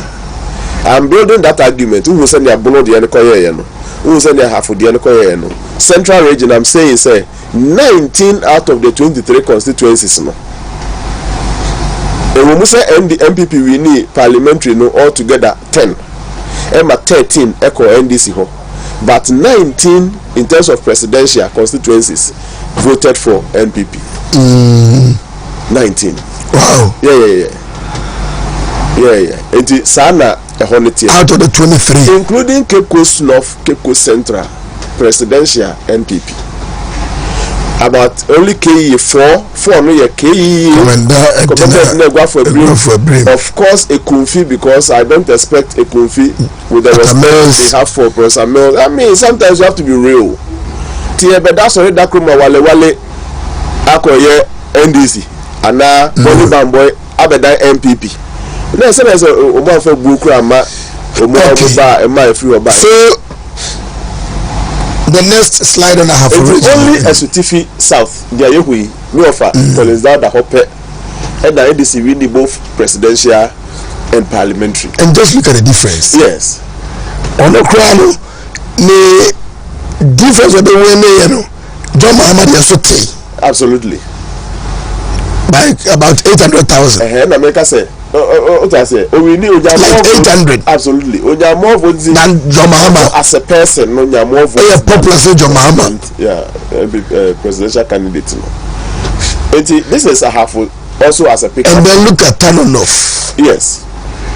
Frida Prempeh won with 3,900 votes. The presidential candidate. Another one with 10,000 votes. Absolutely. And some of these things must be carefully studied. But it is good we change the candidate. It was. It is good we change. It was. Our candidate. Yes. Yeah. She's my mom, but then I mean, and the people. And then Benjamin Yabuaseche.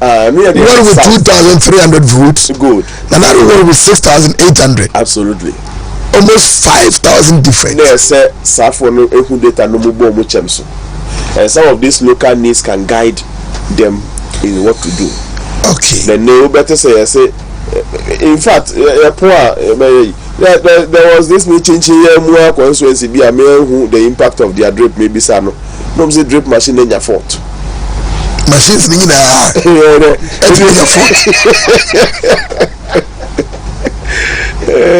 But I am got next one. And I have for the no northeast, send a mekaya no. Northeast region. And a bumpurugu and a NDC Kitamusisia. Now, even there, when a Regu Gambaga, Wabra NDC didn't kunim parliamentary no. With 5,000 no. Absolutely. I'm saying NDC didn't kunim ni nunina. Yeah. Na Regu Gambaga. Let's see. Presidential no. Absolutely. From 5,470 about 2,401. And then Bungugu Bomode 1,334. But difference of presidential cost. Absolutely. Okay.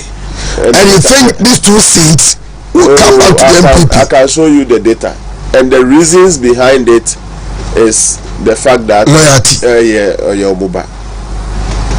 Okay. I can say it. I'm hoping the brain say and never translate to many constituencies in the northern part of Ghana. And I want to believe that the current 8 to 9 percentage points performance better than 2020 no ever reflected in the two constituencies no. Okay. Because if they are performing just like 2020 you can say then they may get 4 and 6 But if you have 8 to 9 percentage points above 2020, that means it must have effect on some of these things. And yes, you'll be along if they should occur. I mean, okay, maybe the next slide on of East, that Wale both presidential and parliamentary, no. Yagaba Kubore. Yeah. It is a seat that we won for the first time. Are we maintaining it? Oh yes. Okay. Oh yes. Sports minister. And the yo. And the yo. Until Yankobio next. Good. We're a central region. Wale minister, watch the change of the candidate and the issues, the internal issues, no, affect it. Wale issues by home. Yeah, that is where the gender minister no and the court. Yes, I call re-election. That re-election also has some nice re-election after re-election. But still, you think? In fact, from the data I have as a close of October, Wale was. It is for MPP, no matter who was our candidate. In fact, I had another concern with Yendi. Yeah. But eventually, Yendi, as at close of October, it's safe. Good for him. Okay. Yanko, so from Northeast Central region. Yes. Abra Sebukaman Kese. Osha Miniaba Queensta Soya Honomwa. I mean, I'm saying, say, all the 23 are in 19. To my president, my presidential MPP. Bako any Miniaba Queensta Soya Ho, Pokuya Soya Ho. Into a new winnie, we have votes now 955 votes. And they win 19,000. Yes. Oh, in this parliament, there are a lot of people over 30 to 50 members of parliament are in parliament with less than 2,000 votes. 2,000 can be quite terrible. If I reduce it to like 1,000, we are 30 to 40 MPs are there with less than 1,000 votes. Wow. And then another one with 2,495. Yes. In Sabane, Biakwa, Nini area. Aguna East. Now, your corner slider. Good. Eskimo da Biakwa, for example.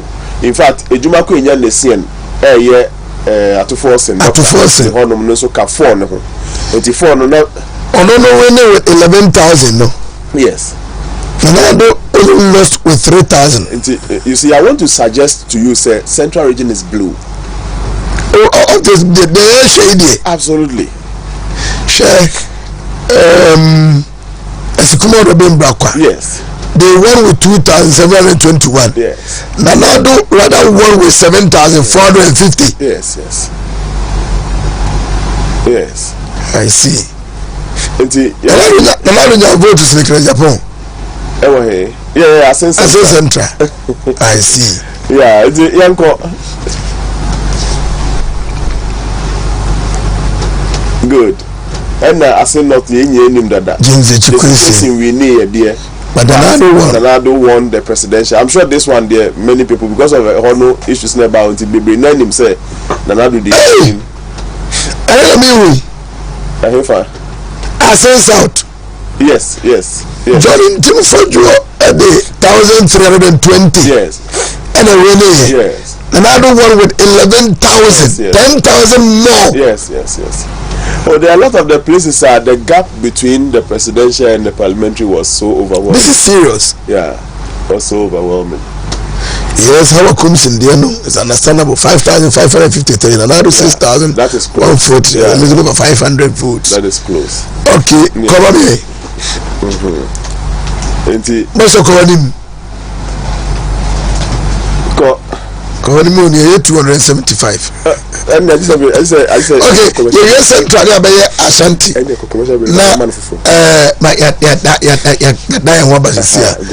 Okay, so next one way. Next. Okay. Ewutu Sinya West. Obapa Gezila Teteho. 2,000 the winning. Good. My presidential here winning with 1,004. Absolutely. And then I'm say Abrante War Jubilee House Eugene. Yeah, Eugene. And then Nini Aba Gezila Tete. And then Cape Coast North. Good. Cape Coast North and South. Kwabra Minta Nyako at 1,329 winning. Yes. And another one, the presidential with 4,285 difference. Yes. And Ricky Hagen also. Or the 1,007 the winning. Good. But we won the presidential with 899 difference. Good. So the move votes difference going to 2 times. No matter parliament, no matter the same day. We have one parliament, and man, so we have one more. Anyway, so I said I am title. That will go over the 3 votes. That is it. Next one. Ufutu. Yeah.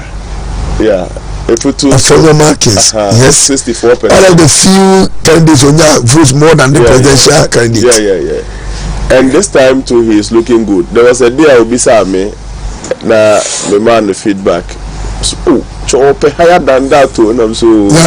Kakanga. And when so crowd yenyam to aban, so you can still get higher than what you asked and I mentioned. Okay. What's your calling, mommy? And I be cook crazily confide and so na. It's so. I think after your short commercial break, near the radio start at the end of the okay. Hello. And I'm not 2024 not straight away. Okay. I'm for Monica Crabby on what went into the 2024 elections. Say Obi Bakase and Sasaka Cabinet Messi our 2024 more. Let's just say Entesa just like Central Region 23 constituencies. Another one 19 constituencies. In this Obi Bakase Central Region met Daniel Kwenisia. Let's just say as a Janidi and a bit to me SC, and then they have, even though they have 2 seats, we have 5 constituencies of Mutuye and the presidential candidate. No, no. Prof, what will change some of these things? Okay. Oh no, what will change? The measure said Penifone Juman Omuguso Omoye would bring about the change. Campaign there. Sabi until say beto aba na wie na so koswa na wo ye eya na nneema bi won my from low hanging fruits nneema bi won dia wo ani di abetime nya ma omanfo no animanimu ya omanfo no sabi wuti asemase odi ase omo ne wa and no munim say nipa ba ko bia no no mo betimi solve the whole world's problem enso kakra obetimi aye no no aye de aboa enso bi no mu hia emaburu bi na epa adwuma menua Kofi Japan wayi yefo tititi maburu ni ade ukosere no a ana ma na adwene baso a obema whatever slot you need na odi ama o maburu no sa opportunity no mo wetimi asuansa no dwuma bi e de aboa mo nema bi e low hanging fruit street lights no mu ne nema bi eso otimi ye de ma omanfo no animanimu ya na ne a wontimi nya ne nane ne ya no wode sha ejira so sha obobo eno no be mbeti ase why not say nya ebia light de ba ekrum ha wontimi nka se o kira nkwa ye kofa meter akotwe nwoma akoyesi de bi but mo mu se wani abre e sha obobo a o mbeti ase Prof, do that for me from your laptop. There's a request on Sunyani East and West. Okay. Yeah, the parliamentary results, what happened there, and then I'm going to person to share because I think Sunyani Mumba Akuno independent be a and they are coalition here. And they are Sunyani East, and this guy who owns a radio station, there's a Moonlight guy also. Sunyani, yeah. I have a Sunyani until they can go the problem 12, but it is worth it. Sunyani Bono feedback there by the party for no say they say a word Bono. Okay. Sunyani West. Yeah, Sunyani East and West. That is Bono. But the Sunyani West now independent in one. I think it should be so because maybe it was so tight. Very close. It was so tight, yeah. For 2024. My classification for Sunyani West today is tight. Yeah. There's no too close to call. Yeah, there's no in fact, so far there are only 1, 2, 3, 4 constituencies be and I'm meeting me say tight, and one of them is Sunyani West. Obi send the message you poor one. Remember, me boys we poor one. Never no one go. Remember me boys we poor one. If you ever broke with that, I think so if there's any concern in Sunyani East and West, it should be on Sunyani West. Okay. But I mean, I'm also interested in Sunyani East if one concorda. But somebody says Sunyani East is independent, you know. Okay, so maybe a bear miss up. Sunyani, who's a the man look at the work you've done. Yeah, the work Sunyani West near close. Sunyani West and East. But Sunyani West and they tight. In fact, let me go it this way. Sunyani East, for example, Ubenya 55-43. And Sunyani. That is your projection for the coming election, parliamentary elections. Sunyani West 55 for the NPP. Yes. 43 for the NDC. Absolutely. But I have say no. Over Sunyani West 54 and 45.7 and as a 45 versus 42. That is it. But as to whether Sunyani East or Sunyani West, no. That is we were on 2024 parliamentary resource. Mamen say run data ni BMCC was Sunyani East or West, and so ma depend on will be here. Interesting. Depend on will be here. Okay, independent here, Sunyani East. Okay. Yeah. Mamen checking mouse is here. Mamen checking mouse is here. So the Moonlight Radio owner no. On the candidate independent candidate. I want to check the reason why I'm Manoka Sunyani West. Sunyani East. Yeah. Because I knew there was a problem. Say, I mean, be anyone and see ya na. Say, no more send the message about constituency to be here. And I am born. But next week the summaries nina. Summaries nina. So because I may validation this week. Next week Wednesday. Next week the BB the next week Wednesday the Prof but na say count there no. Yeah, but next week on Saturday. 1 2 finished. Already. Yeah, Bono. Ready. Obi ada ehuri adanse akrofom. Asentro jeso ba yenyandro. Adanse akrofom ye blue. God. Adanse akrofom ye blue. Okay. And as a from independent need to be the and as a from blue. Still blue. No matter how close I am. Obuasi West. Still blue. Obuasi West. Kokukwati. Okay. Obuasi West. I don't know Obuasi West. Me wish him. Obuasi West. You who's how? Oh sir. I don't see it. I see. Obuasi West. I should die. The Prof said that Kawasanka. Okay, catch another medallion commission. Tinkabe televisi kama make kana gabe man kama fo baba kwanche na ka so maso da ye na ka be dia fam ope ukuru okay anti tinkame tia sorry ya prophet Ohiniba nka ayi se nka Ohiniba wa so obema me kwaya ohu sa enkomhye ne ho nkomo no ohu ye free baby na ya bedu bebi ababedu yi sebe nyame bo wiase no ne e ma yete ase ne se na nipa ne nyame na ete ho edi nkomo direct enti bibia no foundation it tells you senya etie ana ne nyame pe nyame epese one mene wo Ohiniba ono bo nkomo direct nyame epese one me bo nkomo direct na BBC yese ne yame ate no a nipa ne nyame ntem ebetete ye o kan Bible no na so pese the topic be to Bible no so a me make say the theme for the Bible God reconciling man unto himself obisamia okay and only theme am the beto your SS na o kan passage na yese per title be fato sa passage so title aka me de beto sa passage no so ne say nyame a opese oni nipa enya direct interaction. God trying to reconciling man unto himself, and that is the most suitable thing for the Bible that we use. Enti nyame fa kwan bia so say opese oni nipa is enya direct interaction. Hey, okay Bible na or the fa hemfo so your kings. In fact, the free prophets, so major and minor prophets.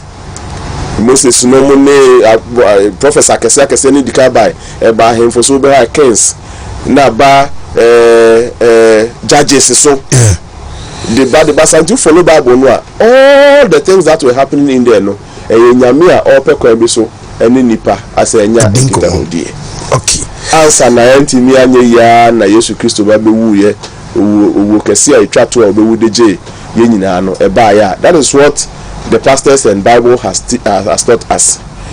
It was not in God's own plan say near a choir of person ni prabe kasa no through prophets sabre no aba menim say enne prophecy wo ho adwuma but the ultimate means by which God communicates to man through the Holy Spirit. Through the Holy Spirit you and I have gotten direct interaction with God. Sebio so bompaya you don't need to pray through a certain prophet. Nyame beti nyame be ya wade srade amawa. It doesn't have to necessarily come through a certain prophet. Nyame be ya amaw.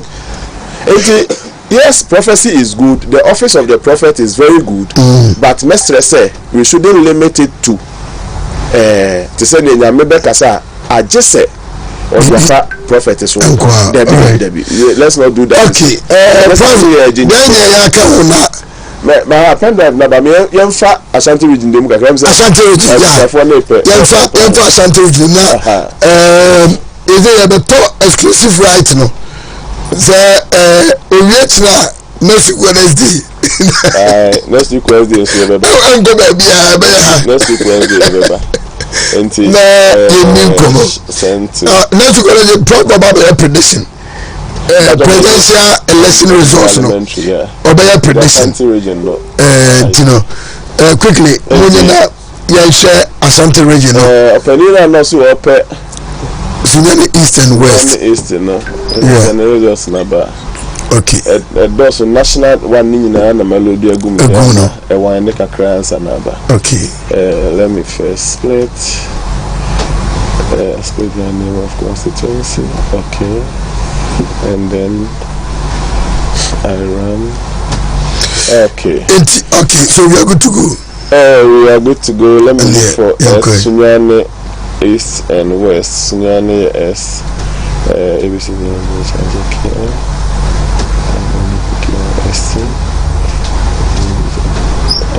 Okay, yeah, fair. So secondary Sechere Shama Sarpong. Yes, Sunyani East and West. So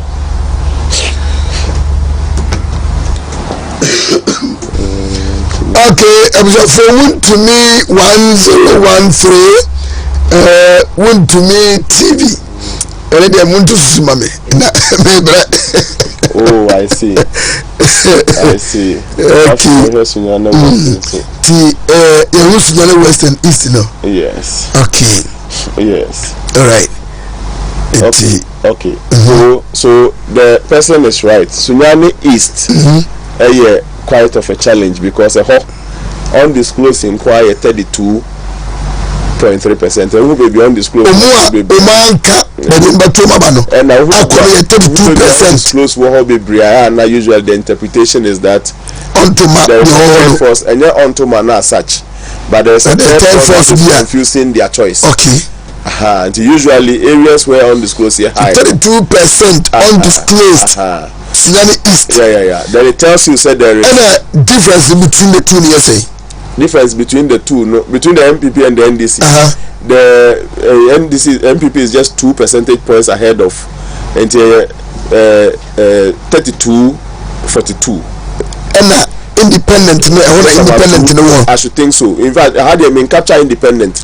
May NDC candidate, MPP candidate, and then other candidate. MPP candidate, NDC candidate, and then other candidates. That is how I capture it. I see. In fact, ABR, the symbols of my goal for the independent. Yes, no, not you can't conclude. If I say, for example, Sunyani is, for example, the reason why I think that is where the other candidate is, say, Oshe MPP candidate, no, MPP candidate Nikita 41%, NDC candidate Nikita 44%, and other candidates Nikita the remaining 18%. That tells you say a honor ABA sa nipa no Sunyani East other candidates no high. Okay. Sunyani East, for example, if elections were to be held today, maybe say 2 questions. Baako ye community distribution. Okay. Second one if elections were held today, which of the known parliamentary candidates will you vote for? Undisclosed, then I'm kind of 34.5%. NDC candidate 22.5%. MPP candidate 25.4%. Now other candidate 17.7%. Undisclosed no firstly. Undisclosed MPP. Yes. Undisclosed 34.5. But the reason why I think a Sunyani East and independent candidate is like an independent Sunyani West other candidate nini other candidate is 0.9%. Meaning there is no other candidate. To the East the year other candidates, if elections were to be held today 17.7%, it tells you say independent candidate be and to the projected results that I check other candidate side maybe I say other candidate high marks be say no independent candidate go but per this results are done enemy. If elections were held on 29th October 2024 and this was going to be the results. In fact, there is a way Mitimi check undisclosed no a good and this okay because of earlier questions we are maybe sir and this will be answer and this and answer Mitimi check guso and I have the options to in my final presentation they have me an MPP NDC other and the undisclosed but I will share the undisclosed percentage onto them based on questions we maybe say the response or the other. Okay. But I think it is Sunyani East. It is Sunyani East for independent and it is clear over here. Yeah. I think the issue the memo who said Sunyani East na independent candidate was other candidate meaning so me the ache camera other candidate no hono only be chan come bold ni kase ma na fa kire only be chere ti ma bold ni kase ma na fa kire and Sunyani East yes number high good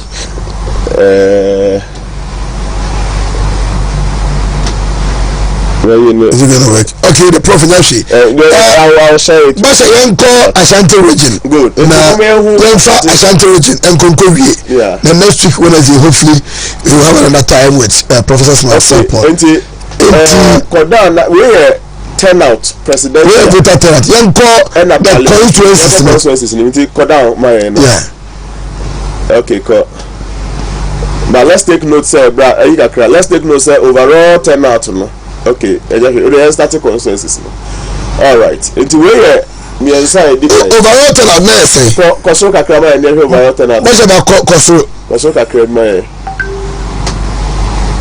Cause slide 2, no 2. Aha. Okay. Overall turnout, parliamentary, presidential, na 82.75%. And parliamentary 83.86%. And the rejected ballots, Ashanti region rejected ballots, and those who say will be chrome. Kosoka can rejected ballots. 66,922. Absolutely. Almost 67,000. Yeah. Rejected ballot Ashanti region. Quantity. Ejuma ohwa SS stakeholders no. And the voter turnout this year, who anticipate? Yeah, the general national average, and the 79. Ashanti region there for you. Okay. Okay. All right. So, Ashanti region conference room next week we will do it. Next week by 7 what rasina. You have 3 hours, follow 3 hours. Yeah. I see. Afida Kwabe South. Yes. William Oweku Aid. Yeah. Parliamentary. Only by 48,000 difference. Another will by 54,000 difference. Needs near good roads, health center, clinic or chip compounds, public toilet, youth employment, and then market. Now, also difference in votes here, 54,000. Your best have vote difference analysis. Look at the whole of Abia, Bono, Anasa Hafo, Ana Northeast, Ana Oti. Okay, region in vote bomwa. The difference between presidential, MPP and NDC. I thought there be a new one constituency there in Ashanti region. We are make this 54 are the okay, maybe to say northeast, northeast, different constituencies. But the regions are if we are discussing it. You know, maybe one more. Out of, so for example, out of 15 constituencies are making up Upper East, about 8 of them are less than 54,000. Nameka Bana 19,000. Oko maybe at 23,000. Oko maybe at 8,000. The whole voter population for a constituency, no, different marginal constituency be MPP put the winner. Okay, Kabo Munasa Abia MPP nya Abia 72% ewa Ashanti region. The average will give you 72% plus you know baby percentage. But in terms of value, I am not much of value. No, that will determine what will happen at the end of the day. Okay. Adanse Asokwa. Yeah. 6,317 for Katie and 8,959. I require them concentrating on the needs, no. Yeah. In Ashanti region. Yeah. So that's just quite a school renovation, health center, church compound, community center, good road, Obianka Ejumasam, any inflation on them. And then Fija Kwabre North. Admako Mensa one with 9,795. Bashabakosoka Kremame. And then another one with 10,740. So a difference of 1,000, which is I think understandable. Omodiano good roads, youth employment, market center, public toilet, and a chip compound. Okay. The next slide, in Ashanti region. Efija Setre East. Mavis in Cancer Board one with 29,241. Difference, no? Another got 31,000. About 2,000 different, more than the parliamentary candidate. More concerns near youth employment, good road, market center, portable water, school renovation, and a public toilet. And then TEPA, your mama shot TEPA Prof. Good. TEPA 2,000 difference parliament. Yeah. Presidential 4,000 difference. Yeah. TEPA 2024, what to say? So you do that from your laptop for me. Yeah. It was Come on. Yeah. And then meeting a good road, youth employment, portable water, and skills training. Yeah. Communities near Abufia so Achina Akosia say and can say Sushaye Fautobotuso.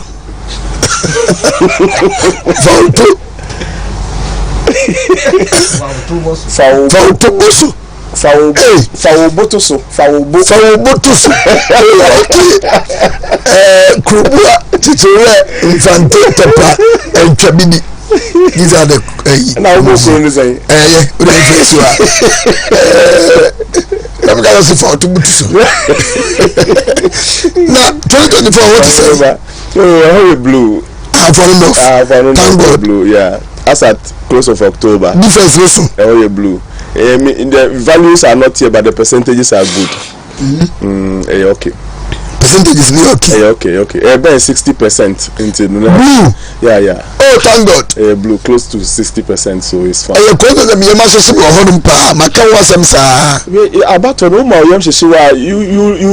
You set yourself out for a lose. So we are good to go, Tapa. Yeah. It's all out. Okay. All right. It's all out. Now, for North Southeast Adujama Achiwanum.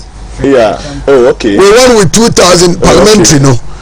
And the presidential was 3,000. Oh, okay. 2024, how does it look? Also, yeah. Blue. Above 60%. So above 60. Yeah. Oh, I see. Southeast.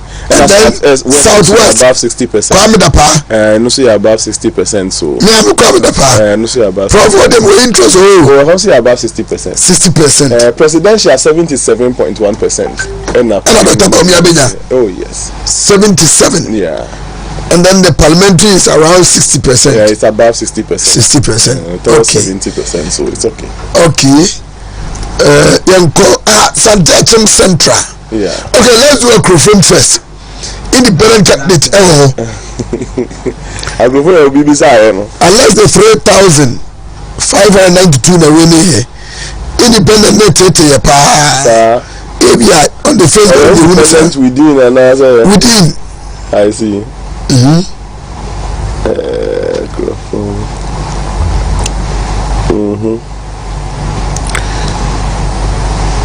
Okay, so a Crofom 2024, how does it look like? ABCD. Okay, I'm quite a dancing Crofom Street. Yeah. Crofom. Okay. In fact, from my data, independent candidate in Shada need forms, sir. Oh, sir. Yeah. From the data I have, independent candidate in Shada need forms, sir. And I have up to 62% for NPP. Okay. But undecided news was 30.8%. But I mean, if the independent is having 1.9%, then it means the share of the 30.8% in the crowd will not be too much for. Right. Then Asante Achim Central, Kwame Enyimedwenchi, or the 10,000 and another got 20,000 difference. Independent, Asante Achim Central is independent. Yeah. But like I said in my introductory remark, in my estimation, this next parliament will not have an independent candidate. Independent in fact, as I said, that is good to hear. Percentage, I was so crowded 10% for other candidates in Asante Achim Central. For other candidates, yes. If elections were to be Asante Achim North, independent to her. Asante Achim. And the appeal could be won with 10,000 difference. And also other candidates' share of the votes in too much. Independent, 5%. I think they're sorted from Guyana. 5.5%. Somebody among frequency, somebody be radio station. I'm the Bay Sodom. But Asante Achim North, for example, undecided was 23%. 23. 43. Yeah. Undecided. Yeah. Asante Achim North. Asante Achim North. You see, my main church the way I'm researching him. Your community share.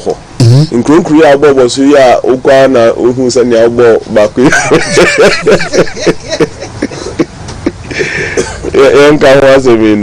And on the share no ho. Any one you pan one cassa man the ballot paper man to aba.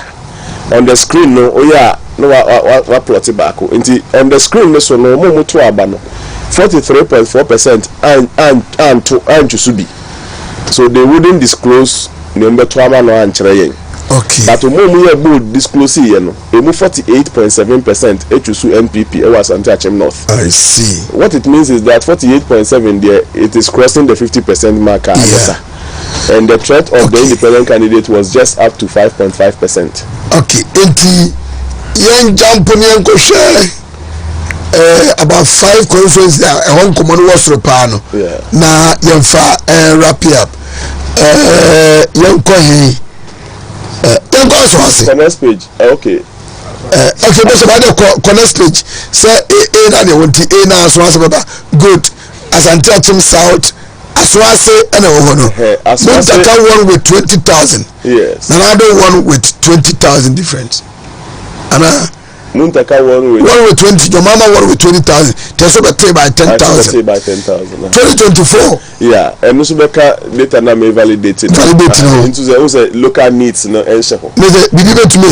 May validate it. Okay, validation you want to get it right. Absolutely. Okay. And then let's do our own brother. Akom. Yes, such a family. Such a family.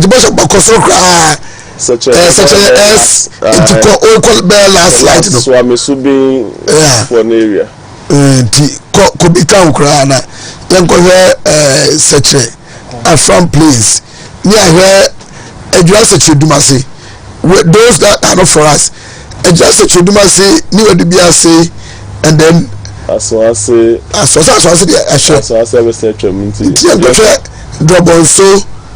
okay, such a front place. Yeah. We lost with 156. Yeah. Another one with 2,863. NDC won with 156 votes. Yes, NDC won the presidential. Oh, okay, they won the presidential, but the 2,000. Yeah. And we know 2024. Yes. And also validate. They are too tight. My validate here. What validate here? They are too tight contest. There is no clear winner. Yeah. As at October. Yeah, it is a tight race over there. Until Obi Anye no ho. Obi Anye no ho sexual from. They be wearing the members of chambers. Young question Edra Sechedumasi. Edra Sechedumasi so media too tight. And also a tight. Obi Anye no ho. Ni anya tight here new edubi. New edubi. Yeah, and no there I can. It is coming home. I can say Honorable George.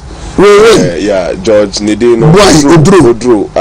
George Kofi Odro. Absolutely. We win the seat back. In fact, as for New Dubiase, as we are carrying Kofi Fantale Mobinum. My validation for New Dubiase. Okay, just what you do must say. Prof say validation no into tight. Drop also tight. Those seats are not for us. New Dubiase but was all validation maybe and the seat is coming back home. Yeah. Okay. New Dubiase I can say it. The best the New Dubiase figures money for 2020. Na ya share na afi. Okay, New Dubiase 52 and then 47%. Yeah. 47 for MPP, 52 for NDC. Vote difference no a year 2048. But presidential no also take a crime of a difference of 1,744. And you are saying say into Adams Abu Salam will go home. share a vote results no vote results no na make say maybe 2 level of questions in kro kekabo manye no edubiase ni nyina so the kro who will win on each of the communities in the neka anka honorable George Odro ebe win with 50.6% of the votes nanka Ninia Adams Abdul Salam e dey chire with 44.9%. Okay, but soba obia so nto na aba on the day of the questionnaire no honorable George Odro enya 45.8%, Ninia Adam Abdul Salam enya 33%. Okay, what it means is that both omomoto waba and block no so 45.8% versus 33, still George is ahead. Okay, and 50.6% versus 44.9 in George is ahead. When those two sectors one is ahead, that then you can call and say the person is ahead. Yeah. Well, I'm coming but young face here na yanko Jahome extra another better also na next week Wednesday and the dog baba no also dog no come could be 5 cities Prof everybody now we can go through the 2 hours about 3 hours there. We will be able to do the 276 conferences now we are prediction on the presidential election results.